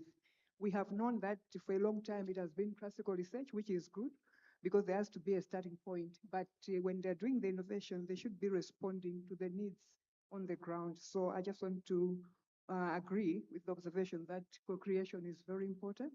But also going forward, maybe just to mention that it would be good, as now we're talking about climate change, to ensure that they're building issues of resilience. But also we've noted that for a long time, when the innovations come, they emphasize on production. The market linkages are missing. They can also consider that. But also if in terms of mechanized innovations, if there's going to be backup support in terms of when they have used the technology and it's damaged, what happens? All those elements should be embedded in their innovation. Thank you. Thank you, Dr. Gertrude. And so I see that there's a lot of resonation, no? There's some agreement from the government of what you have shared. And so now from the government perspective, what do you need? We wanted to know what do you need from innovators and funders to make sure technologies actually align with your national and regional and farmer priorities? Should I ask Dr. Prakrit first? Okay. Um, Firstly, I would like to give some information about the Thailand policy, that's the national policy. Um, Thailand has the National Air Pollution Committee that's drafting in the Clean Air Act to oversee the country for the air pollution. And DOA, Department of Agriculture, Ministry of Agriculture and Cooperatives is the one government agency that involved in the research and development, the radio burning of the agricultural area under the 3R approach under the Ministry of Agriculture. The first R is rehabit. By changing the habit and behavior of the farmer. And the second is replace with high value crop by changing the annual crop to the high value crop, such as the fruit tree like coffee, macadamia, and avocado. And the last is the replace with alternate crop by modifying planting is in off-season rice field or in area outside the irrigation zone to include crops such as corn and legume. So DOA, in addition, DOA and National Bureau of Agricultural Commodity and Food Standard have developed a good agricultural practice or GAP without zero burning, which have been extended to other crops like sugarcane and rice, and use this as a national crop production. This is aligned with the ASEAN guideline on the zero burning and will be applied in the future. In addition, DOA has been doing research and development to support the national policy and to manage crop residue. As I mentioned before, the policy aligns with ASEAN CRN, and while the Director General of DOA is the chair of the ASEAN CRN, in the future, this guideline will be applied with the ASEAN member countries. Thank you, Dr. Prakrit. Okay. And thank you for giving us examples of national policy goals Yes. aligned with regional priority agendas for innovation. Yes. Thank you. And so I go now to Ms. Gertrude Kamboa on you may want to speak about regulatory clarity and inclusion of women and youth. Yeah, on that, what I can say is that already as government, we have policies that have provided for inclusion, where we're targeting especially women and the youth, but also very inclusive to consider all gender categories, even the vulnerable communities. So what we would want the innovators to do is also to include these gender categories in their innovations. Um, Probably what they should also consider is what programming would then deliver on those innovations, because the policy and regulatory framework is already conducive. Then they should be able to think about what can then be done in terms of, for example, a project or a program that can help to deliver on that. But also to identify approaches as well as strategies which are inclusive in the scaling up.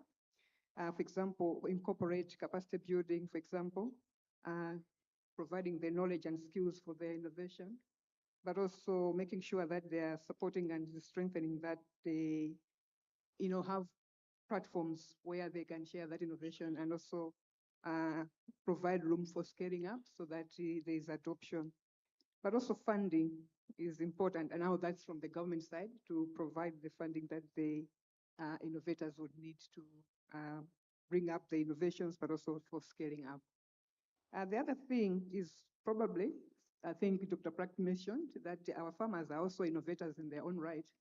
Maybe to give them also a platform where they can be recognized, so that even the researchers, as they're doing the innovations, they can also consider what the farmers are already doing. And in fact, when they've done the innovations, usually there's feedback from the farmers. They should also take that into consideration. Thank you. A platform for recognition or some sort of award. No? Yeah. And lastly, Dr. Perla, any policy from the Philippines on innovation? Um, my background as a program implementer, uh, w- we have this program in the Philippines for smallhold farmers, the most vulnerable. We call it AMIA, or Adaptation and Mitigation Initiative in Agriculture. So we give them the platform for partnership where we bring in um, innovators, the academe, the CSO, the local government units. We work together and uh, introduce innovations in their specific for their specific local context. So bringing all these partners together is one special feature of that program, and we do not just stop from them as a production unit, but we want them to be able to participate along the value chain. And if they have this potential to be an enterprise, then that will be that is supported by the program. And in that case, they will have greater productivity through the innovations that we could implement, and efficiency, and therefore more income and higher adaptive capacities. So in that is a way one of the programs of the government of the Philippines. So lots of examples of fantastic approaches to really spread out and promote innovation in that sense. So I'd like to ask our innovation community this very much the same question on how might your communities or your constituencies respond to these expectations or these suggestions from the policymakers. We try to develop products that can solve real problems from the field, and this is the base that I said before, being focused on the growers, what they really need, and how to make their lives easier. One example is irrigation. Nowadays, it's common having apps for making the irrigation more accurate. And less than 50% of the growers use this kind of apps. Why? Because the app gives more work to the grower. If he doesn't have the app, he just irrigate how much he thinks is enough, and that's okay. If he has the app, he needs to add the amount of rainfall, the amount of irrigation. Then in the end, it's the value added to the grower. Is it adding value enough to worth this job they have more? And this will drive also the kind of financing that we are going to seek for from the different agencies. We have So this is like a question that's really what we want to ask of innovation. Is there a value additionality for, let's say, an irrigation tracking app? Is there, or is it an added burden? Right? Okay. Ole, do you have something to add to what our policymakers have shared? Yeah, so I would like to maybe build on what Kun Prakit said regarding regional collaboration, because I think that's also important for new innovations to scale. The private sector, for example, we all agree is a very important factor that helps scaling new innovations.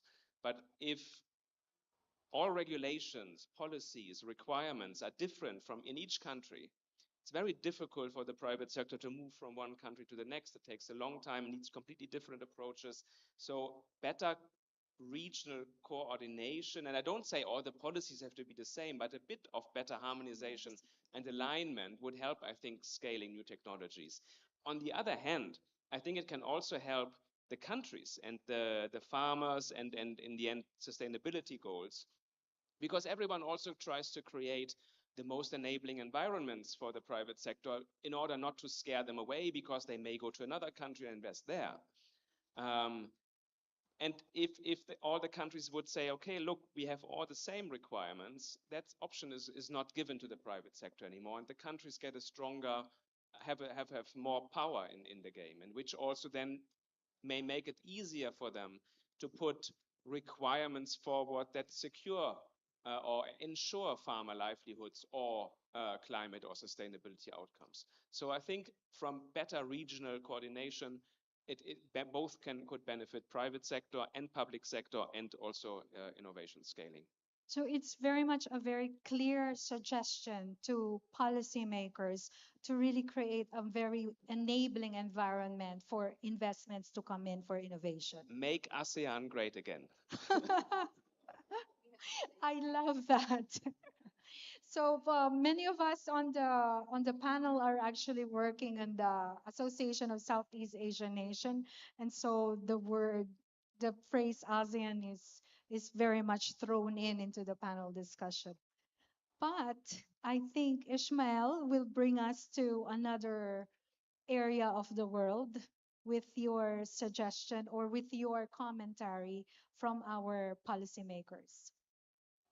A couple of things. I think the first one is really, if you look at the opportunities and challenges that are confronting the agricultural sector, they are multifaceted, and a one government approach is important. It's not an agricultural approach. It's not a health approach. It's a one government approach. Otherwise, that's where the problems of coordination are quality, because you have to deal with so many ministries in order to come to bear with the issues that you're dealing with. If we had one center of coordinated center, so that would speak to the coordination of the different government departments that can provide services of a public good nature to farmers. So let's explore calling upon researchers here to look at a one government approach to addressing farmers' issues. The second point really is to invest in the art of implementation. I believe that we have quite a few good policies already. If only we could implement those that we have and not have another set of policies, would have done a good job. It's no use piling up policies and policies and policies that we don't implement anyway. So the point being that if we could really look at how do we actually implement some of the very good things that we have that have been co-created or otherwise, but that will result in positive outcomes, not only for the farmer, but for the entire ecosystem. And again, I'm not sure that's a research question that researchers should address, that the science of implementation. Because if we don't deal with that, we are actually negating our responsibilities by piling up more without addressing the first one.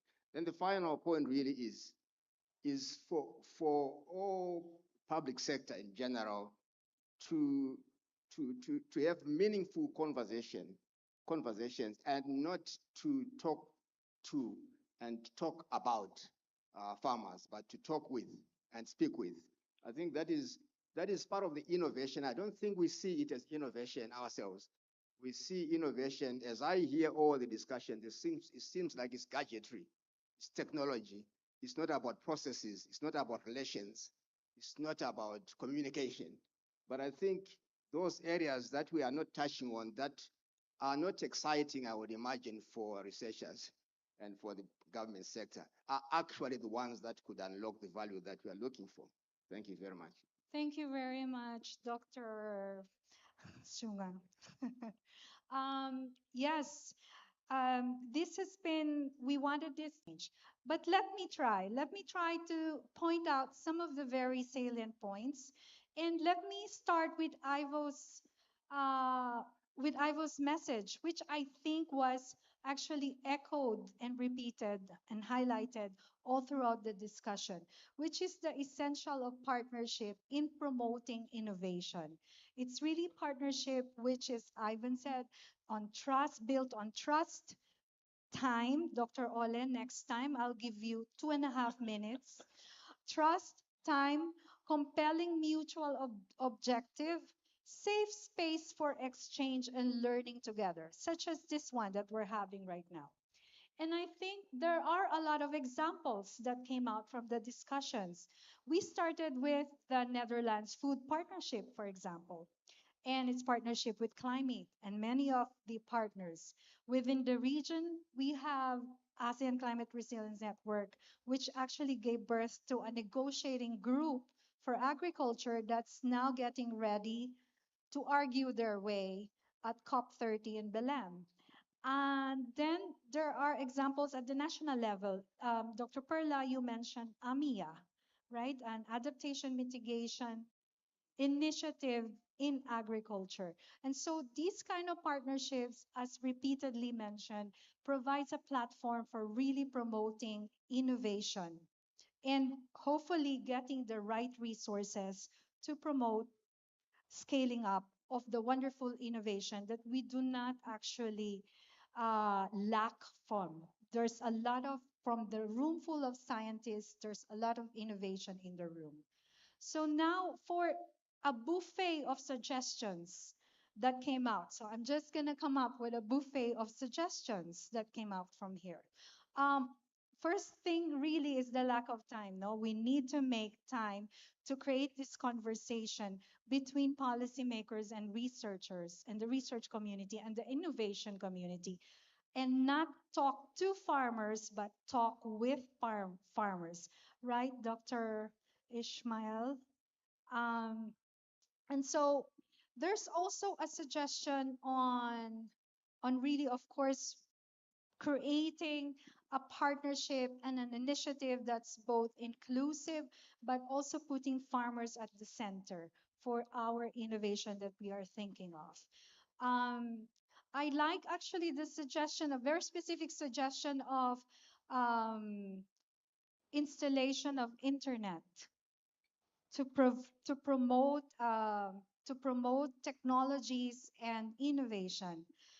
Government continuously offering their capacities and their resources for partnerships and in order to understand both sides, making sure that there is resilience building in this partnership. I like also the suggestion of including gender categories for innovation and platform for recognition, creation of awards for great innovation. And some of the challenges maybe we need to think about is okay, there's also the power of regional collaboration, creating enabling environments to create, attract more investments. There is a unique suggestion of a one government approach. I think this needs some discussion. Although, for example, when you look at ASEAN, it's regional collaboration, but it's not necessarily one government, it's intergovernmental. I could see Dr. Ola's face regarding that. And so I think with that, there's also, let's remember the art of implementation that was suggested. And I think what is overwhelmingly highlighted is meaningful conversations amongst policymakers, funders, innovators, the research community, and the farming community. And I hope I'm able to synthesize what happened in our rapid fire dialogue that happened today. Thank you very much. And with that, please give a warm applause to all of us. I would like to call Seni back to the stage. Thank you. And we should come down now. Huh?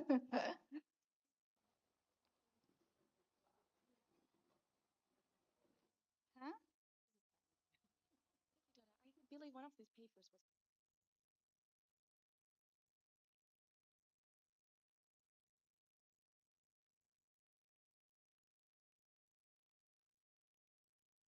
Hey. Right? Yeah.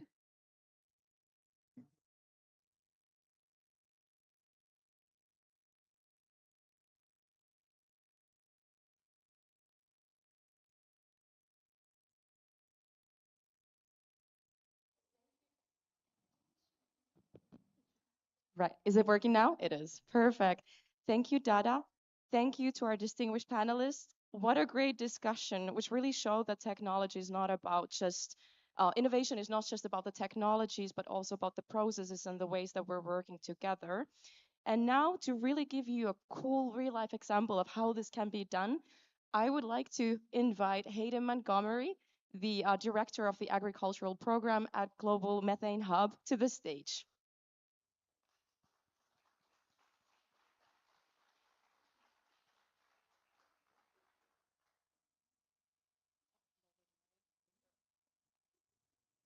The Global Methane Hub is aiming to mobilize 100 million to fast-track solutions for low-emissions rice cultivation. Currently, rice farming contributes around 10% of methane emissions from human activity. Practices like alternate wetting and drying and residue removal are helping reduce this impact. But these methods alone cannot deliver results at the pace and scale needed. With an initial 30 million investment, the Rice Methane Innovation Accelerator will explore key areas such as plant genetics and physiology, soil microbiome, agronomy, and emissions measurement, developing low-emission solutions that are easy to scale, applicable in different regions, and sensitive to farmer and consumer needs. Philanthropy, governments, and the private sector can join this effort to support livelihoods, secure future food supplies, and save water. Learn more about the Rice Methane Innovation Accelerator at globalmethanehub.org.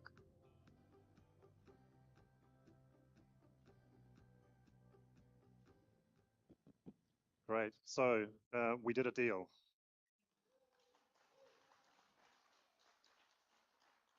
And look, I'm really grateful for the chance to have a few moments to share that with you.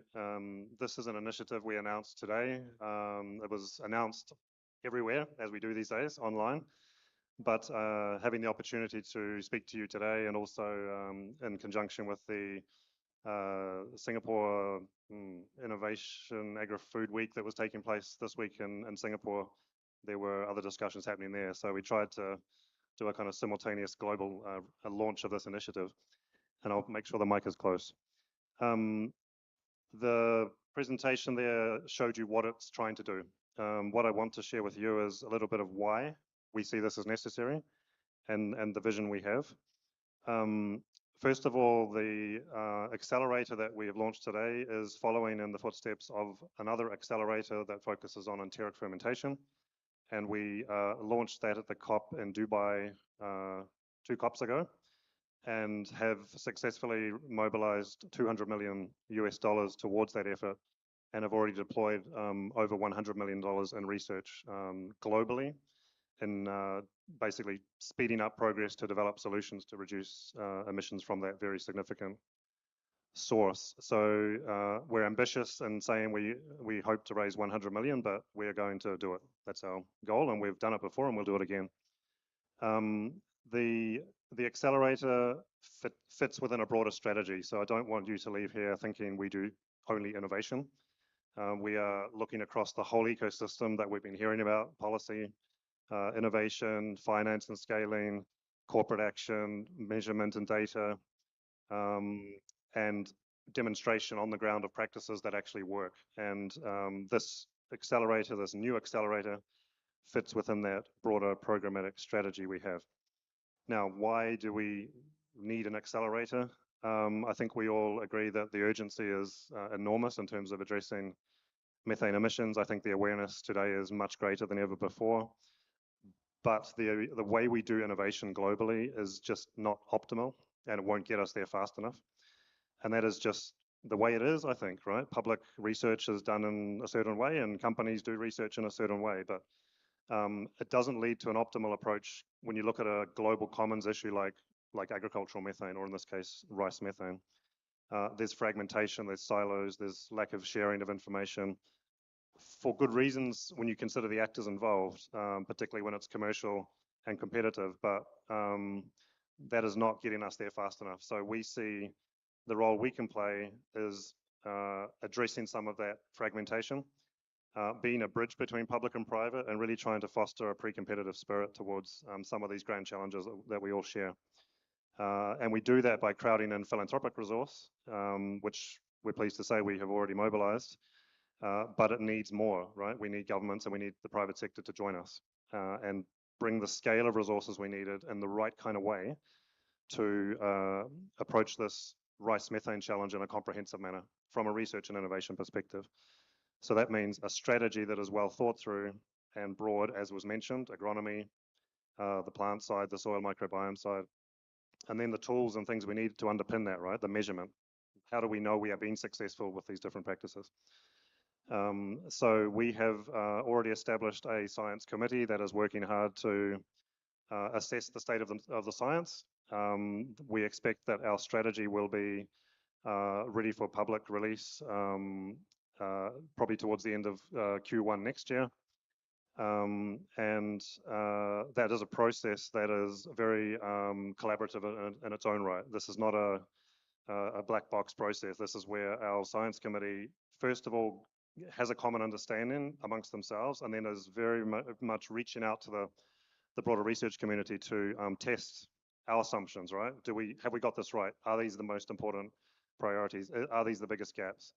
Are these pathways of innovation that will actually have the greatest impact globally when we consider rice production systems? And right across the scope of the research, there'll be many engagement opportunities between our science group and the outside research community.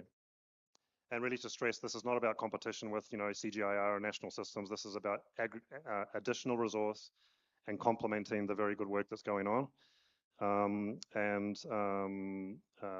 Building on the very strong networks and long history of collaboration that is out there, but frankly, and also from my previous job, has always suffered from the lack of resource, right? Good ideas, great relationships, great networks, not enough money to make it happen. So we're here to try and help, but we can't do it alone. In terms of acknowledging those that have joined us already, I want to take this opportunity to thank, first of all, the funders of the Global Methane Hub, because they gave us the permission to do this back in June of this year. And then the Gates Foundation, Philanthropy Asia Alliance, Quadrature Climate Foundation, and Temasek Life Sciences Laboratory have joined us already. And as I say, the invitation is open to any and all who wish to collaborate. And just one other mention is to also thank the Rockefeller Foundation, who have kindly offered the Bellagio Center convening space to us for a date to be confirmed next year, to bring together the rice ecosystem and really try and drive progress, both on the innovation agenda we're developing, but also the very real need to scale. And if you know anything about the Bellagio Center and its history, I think the CJR even had its origins in meetings that took place in that center many decades ago. So we have a legacy to follow, but it's a great opportunity, and we're very appreciative to the Rockefeller Foundation and all of the partners I've mentioned for their support so far. And yes, I'm here to talk to you, but if you don't talk to me, I'll be chasing you anyway. So thank you.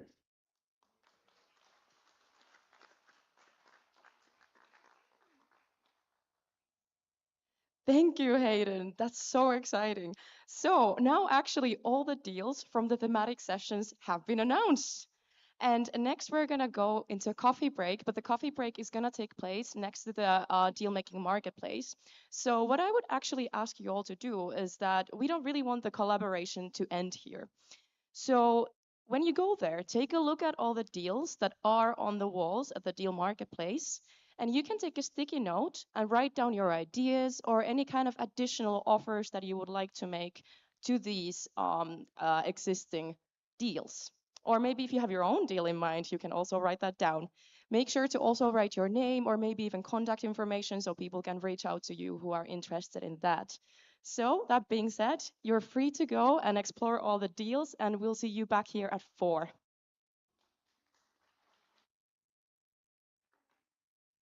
Well done. Still on.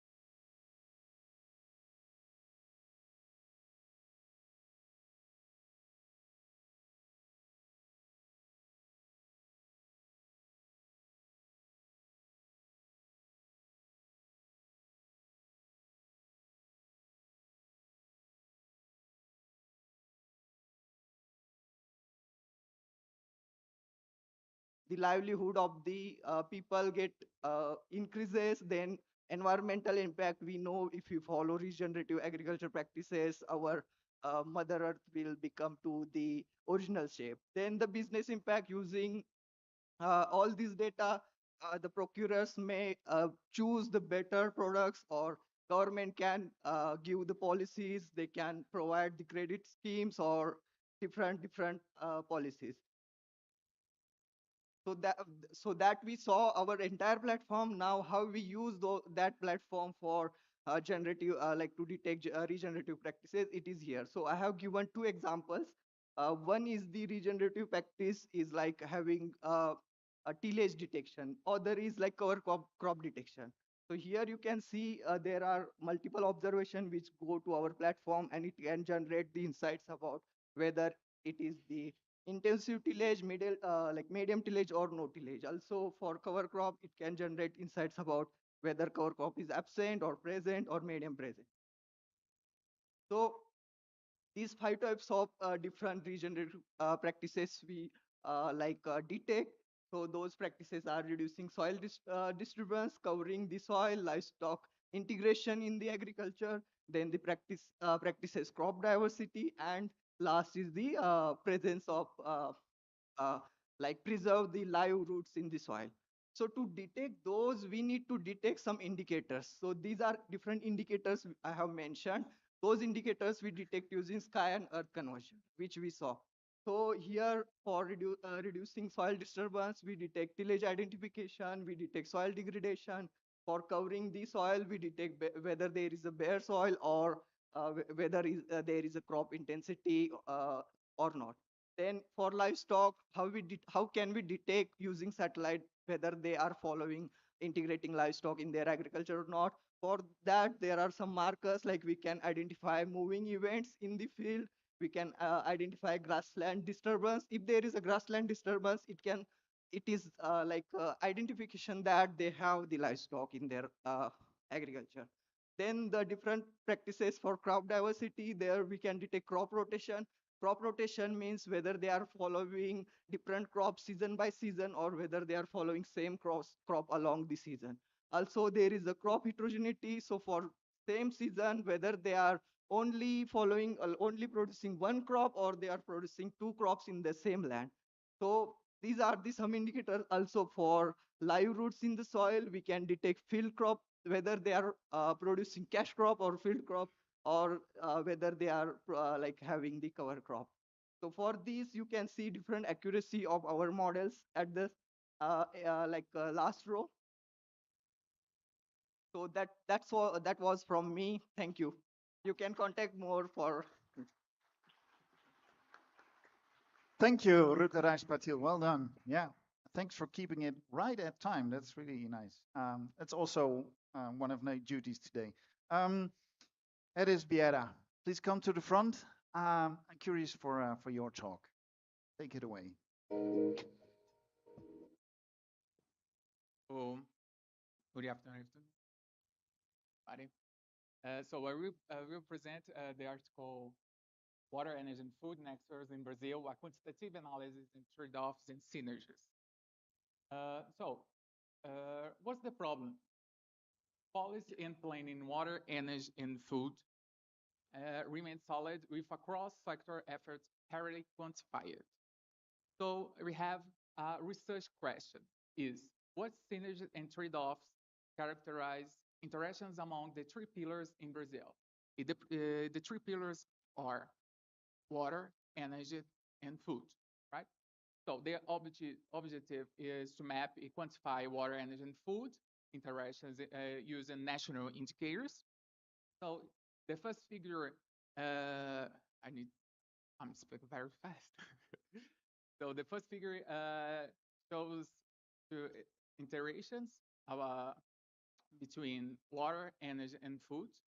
The first axis is water. It means more balance, with 52% is energy, 42%, 41% is trade-off. So synergy, it means positive correlations. Trade-offs, it means negative correlation. The second axle is energy. So this axle have 76% of synergy and 16% trade-offs. The last of axle is about food, when 55% synergy and 35% is trade-off. About implications in recommendations, we have 3 points, 3 main points. The first point, energy transition. So in Brazil, we need to accelerate renewables energies like solar, wind, biofuels to reduce emissions and easy water demand, and also curb fossil dependence. The second point is irrigation efficiency. So it's necessary to scale water-saving technology and aquifer research or storage and protection of lakes and rivers. In the third point, we have a social alliance. So we need couple output gains with food and nutrition security means. So the last conclusion, in Brazil, you need by maximizing synergies and mitigating trade-offs. Brazil can enhance systems efficiency and resilience of the medium term. It's okay. Wow. Thank you Perfect. very much, Eris. Thank you. Well done. And now for Leida Mercado and Cathy. Are you going to use the mic? Yeah, terrific. Is it? Yes. Take it away. Thank you. Hi. Now the presentation. Okay, I'm going to take you to the Central America Dry Corridor. You can see it there. And the area with marked in red is the area where the Escalar project is being implemented.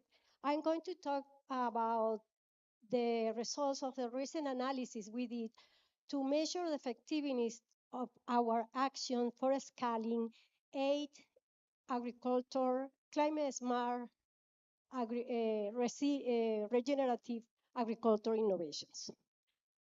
Next.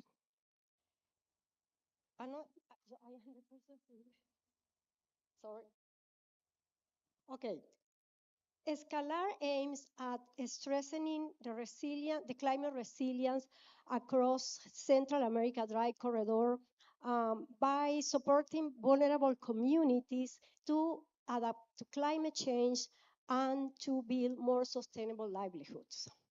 We do that by combining vertical and horizontal scaling.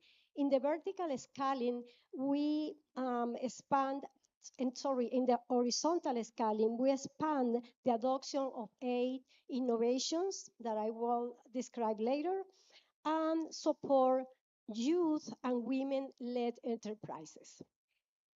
With the vertical scaling, we are promoting enabled policies and ensuring or mobilizing additional finance.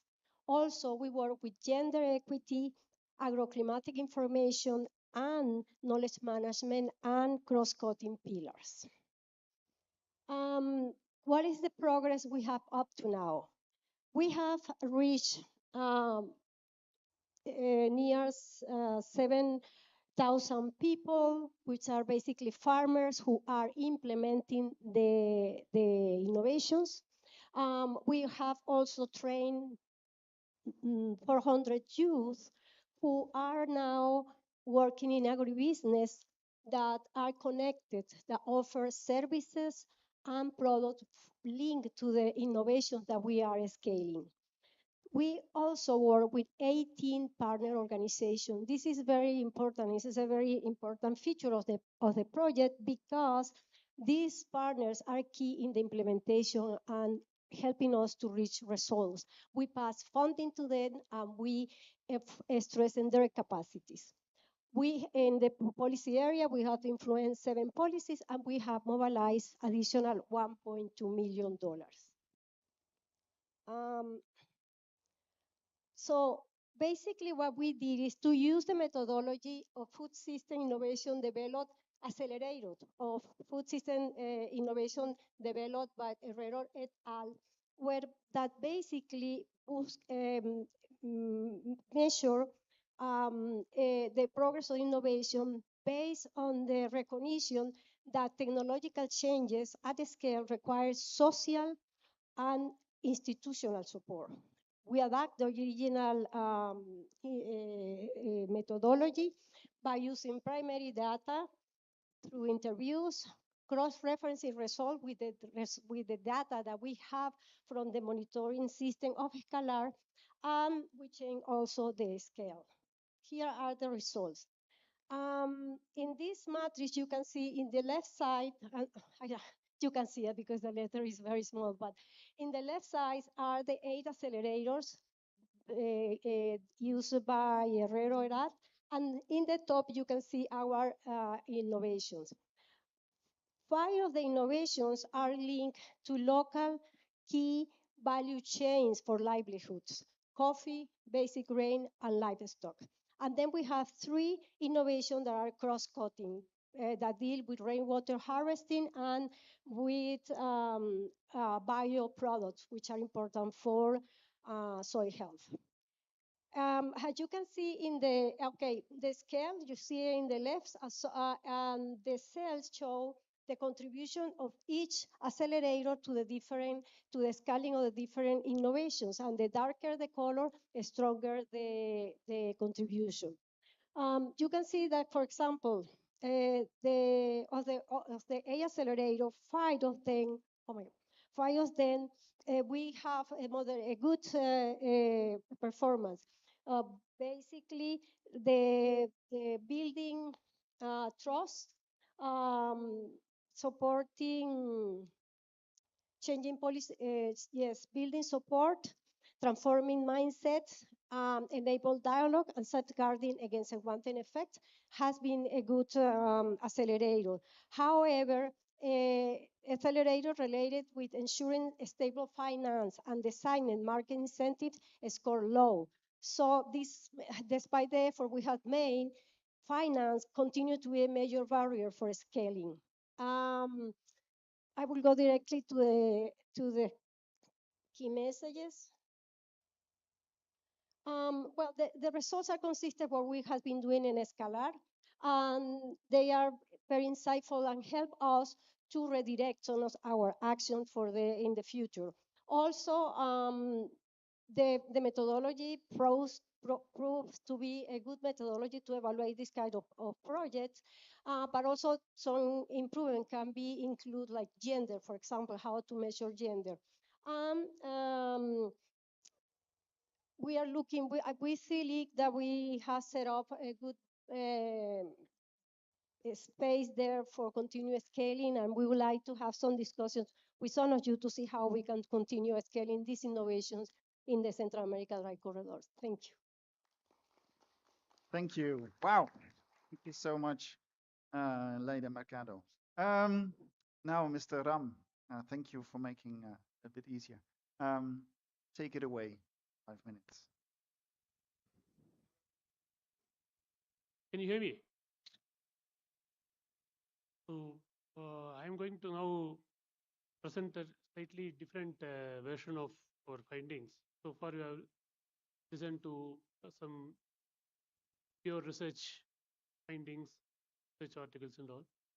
And I'm going to share our experience of, or a kind of a case study of working with the farmers who are really very smallholder farmers, less than 1 hectare area.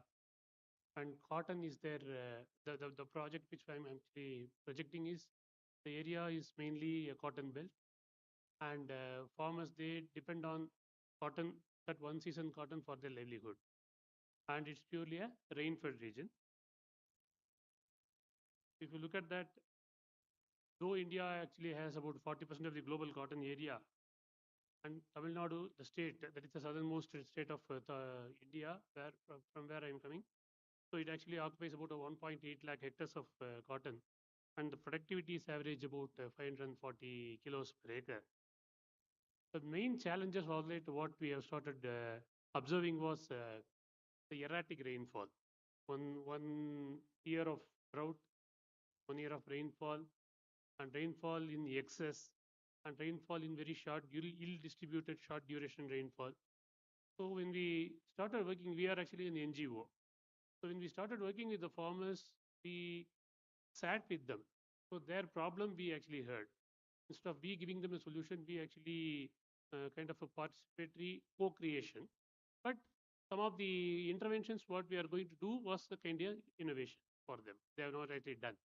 So we wanted to compare that with their own practice, with our own improved practice. That is what we actually kind of a climate resilient system. What we actually promoted. So the conventional farming is generally input incentive. We all know they actually put a lot of pesticides, and then most of them are rain-fed area, and of course this has its own effect on the ecosystem as well as on the economics. So there was a resource efficient model. There is a requirement for that.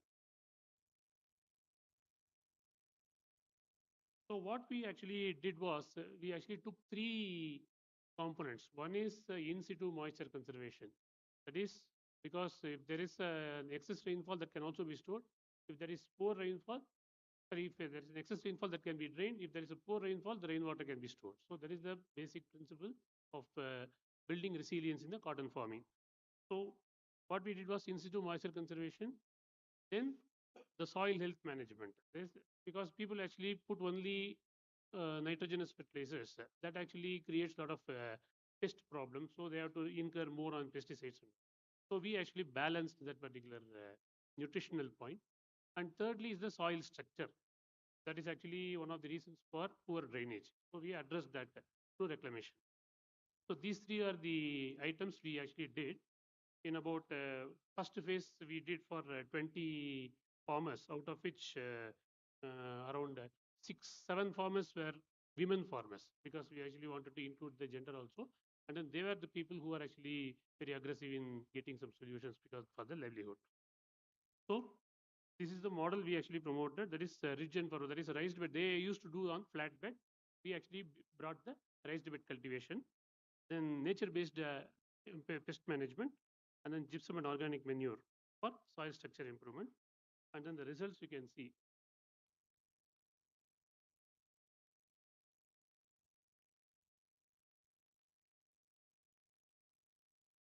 You can see there is a yield improvement of 24.5% in the first season itself we got.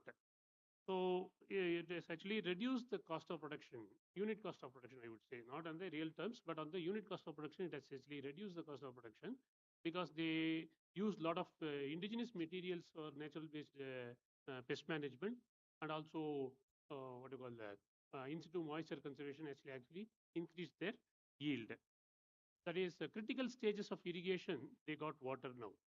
And we actually did the repetition of that also for the subsequent seasons, and it is working well. More or less the same yield we are able to sustain that.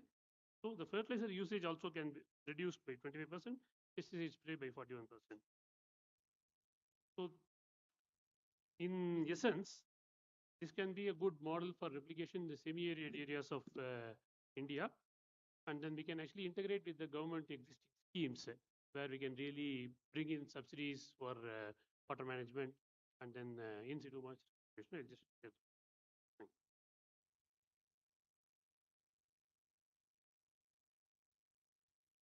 You can see the trench combined where actually water is. Thank you. Thank you very much, Mr. Ram. Thank you. Well done. Fordon, one more. Camila Olas, please take it away. Good afternoon.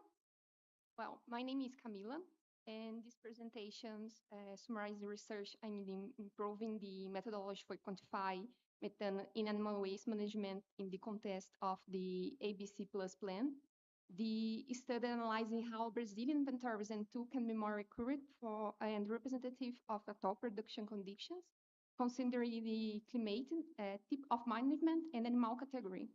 This work is carried out with partnership between Institute 17, Embrapa Swine and Poultry, and the Minister of the Agriculture and Livestock. With the support and several researchers, We was part of the project funded by the CCAC to integrate methane mitigations actions into national strategies for agriculture. The central idea is identify the methodological gaps and propose the way to make emissions account more robust and useful for the guiding public policy.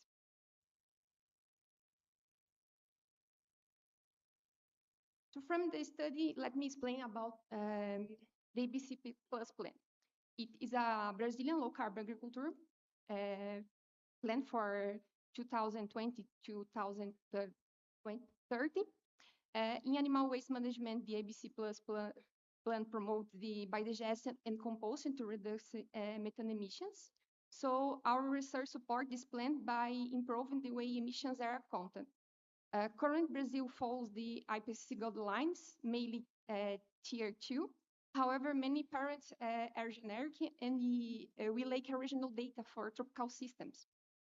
Because of that, the uncertainty is high. Therefore, we compare the methods to see which owns the best fit Brazilian reality. To do this well, we ran a literature review between 2014 to 2024.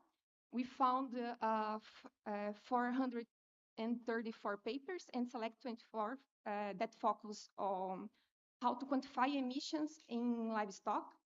This review showed that it is used in practice and where the gaps are. It's also mapped the tools that can help improving the inventories. And from this review, one trend is clear. The IPCC approach is common, but there are more the refinement. There is a move to the refinement. More studies now using life cycle assessment and digital tools. So inventories are shifting from static reports to decision-oriented methods. But these together, our soft analysis say and strengthens global standard and comparability with the IPCC. Weaknesses, low regional detail and high uncertainty in tropicals. Opportunities applying the refinement create regional factors and linked to LCA and AI. Treats limited data and policy discontinuity. It's the key challenge is to balance global comparability with local reality. Based on these gaps, we suggest 3 steps.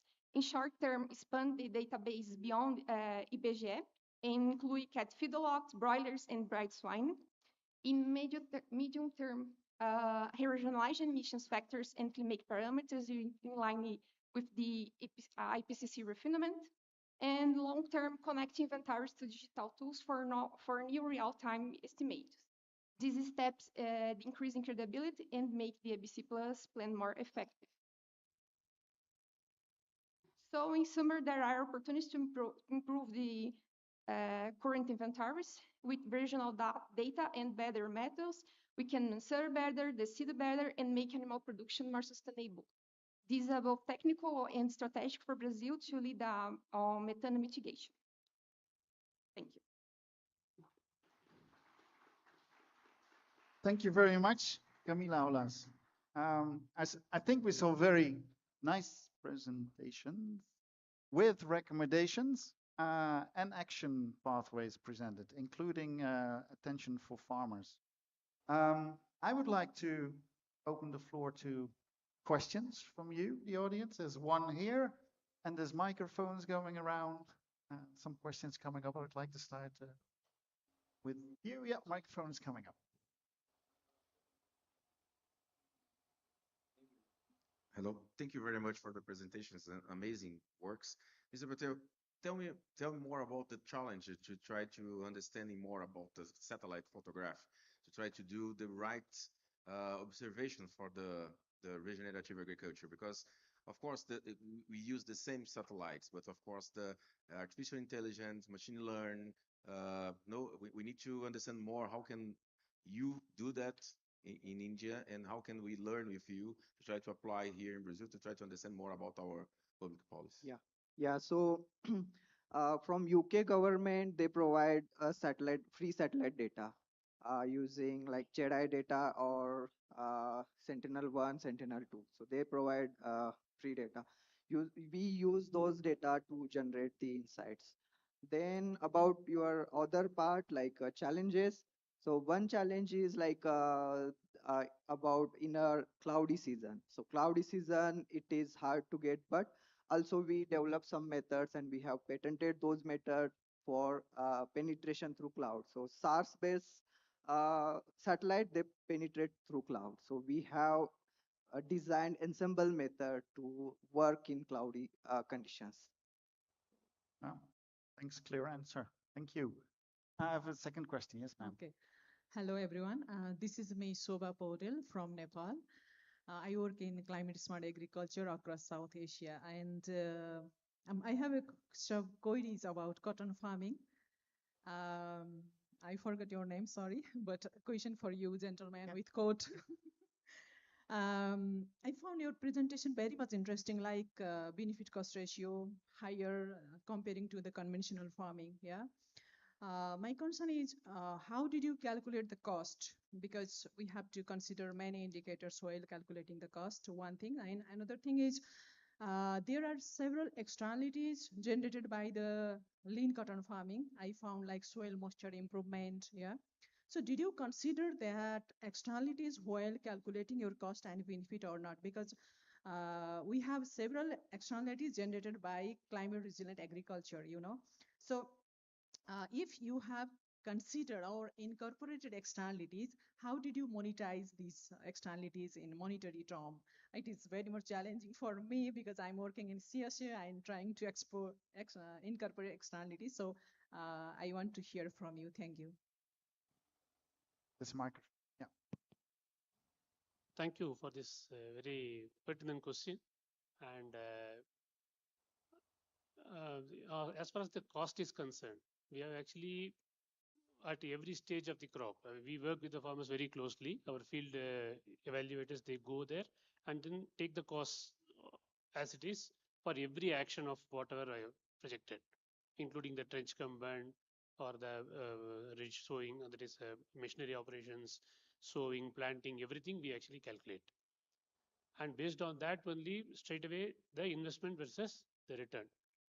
But the externalities, the other benefits which are actually deriving out of that, we have not actually calculated that as a part of the income or the revenue. We have not actually included. That's an additional income that we are yet to quantify. We have not put a cost to that, or we have not put a value to that. If that is also included or monetized, then their benefit cost ratio will even go up. But we have actually taken the cost of complete operations of whatever we have done. That is what the cost I have projected. Thank you. Thank you. Yeah. Another question from the audience. You. Wow, was everything crystal clear then? Yeah. Yeah. I'm sorry. Either not understood anything or they are very clear. I think it was very clear then. I have myself. Can I? Yeah. So you're going to ask? Yeah. Oh, thank you. So I don't want to disappoint you, so I just thought of raising perfect. a question. So I'm Swaminathan from India. So for my Brazilian friend. So I think you categorically captured the country's scenario in 3 line items, like you deal with the initiatives, including water conservation, and then so how do you really see what is the current condition in Brazil, and how do you really want to scale the lessons, whatever you are given as way forward? Yeah. Is it clear, or you want me to define all the 3 items you mentioned?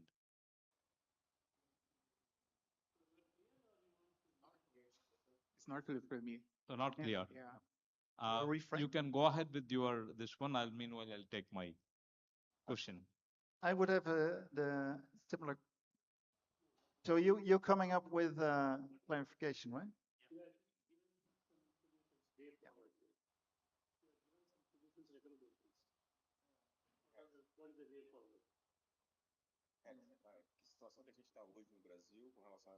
Yeah. quer chegar.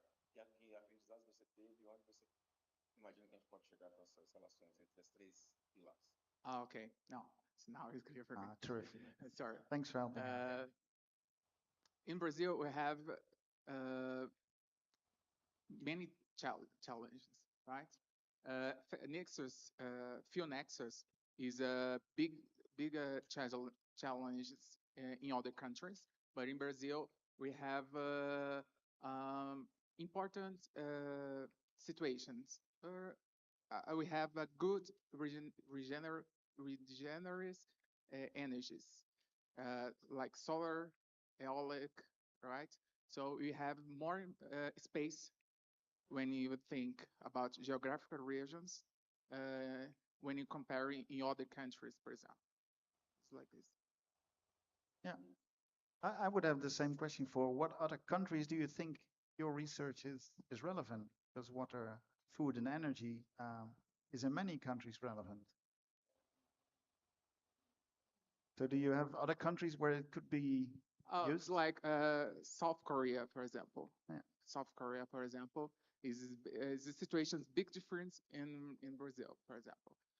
We have many, how can I say, energy solar and energy eolic, for example, in northern of region northern of Brazil is a good, and in other countries, como South Korea, for example, is not good. Yeah. Right? Nice. Thank you. Yeah. Yes, please. So to rephrase precisely, I think you mentioned on the second line item on the water conservation through aquifer and lakes and river systems. So what is the plan and how do you take this as a basin approach or as a watershed approach? So how do you want to really scale it across Brazil?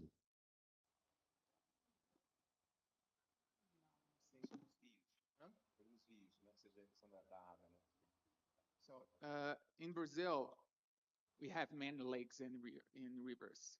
You So speak a bit more to the mic. okay, Yeah. in Brazil we have many lakes and rivers. So we are, how can I say, we appreciate, right? We have in north of Brazil, in the north of Brazil, have many lakes and rivers. So when you talk about fuel nexus, is a variable very important. So Brazil is it's the first place. Exactly. I'm very nervous. Sorry. Yeah. Oh, okay, thank you. Another question?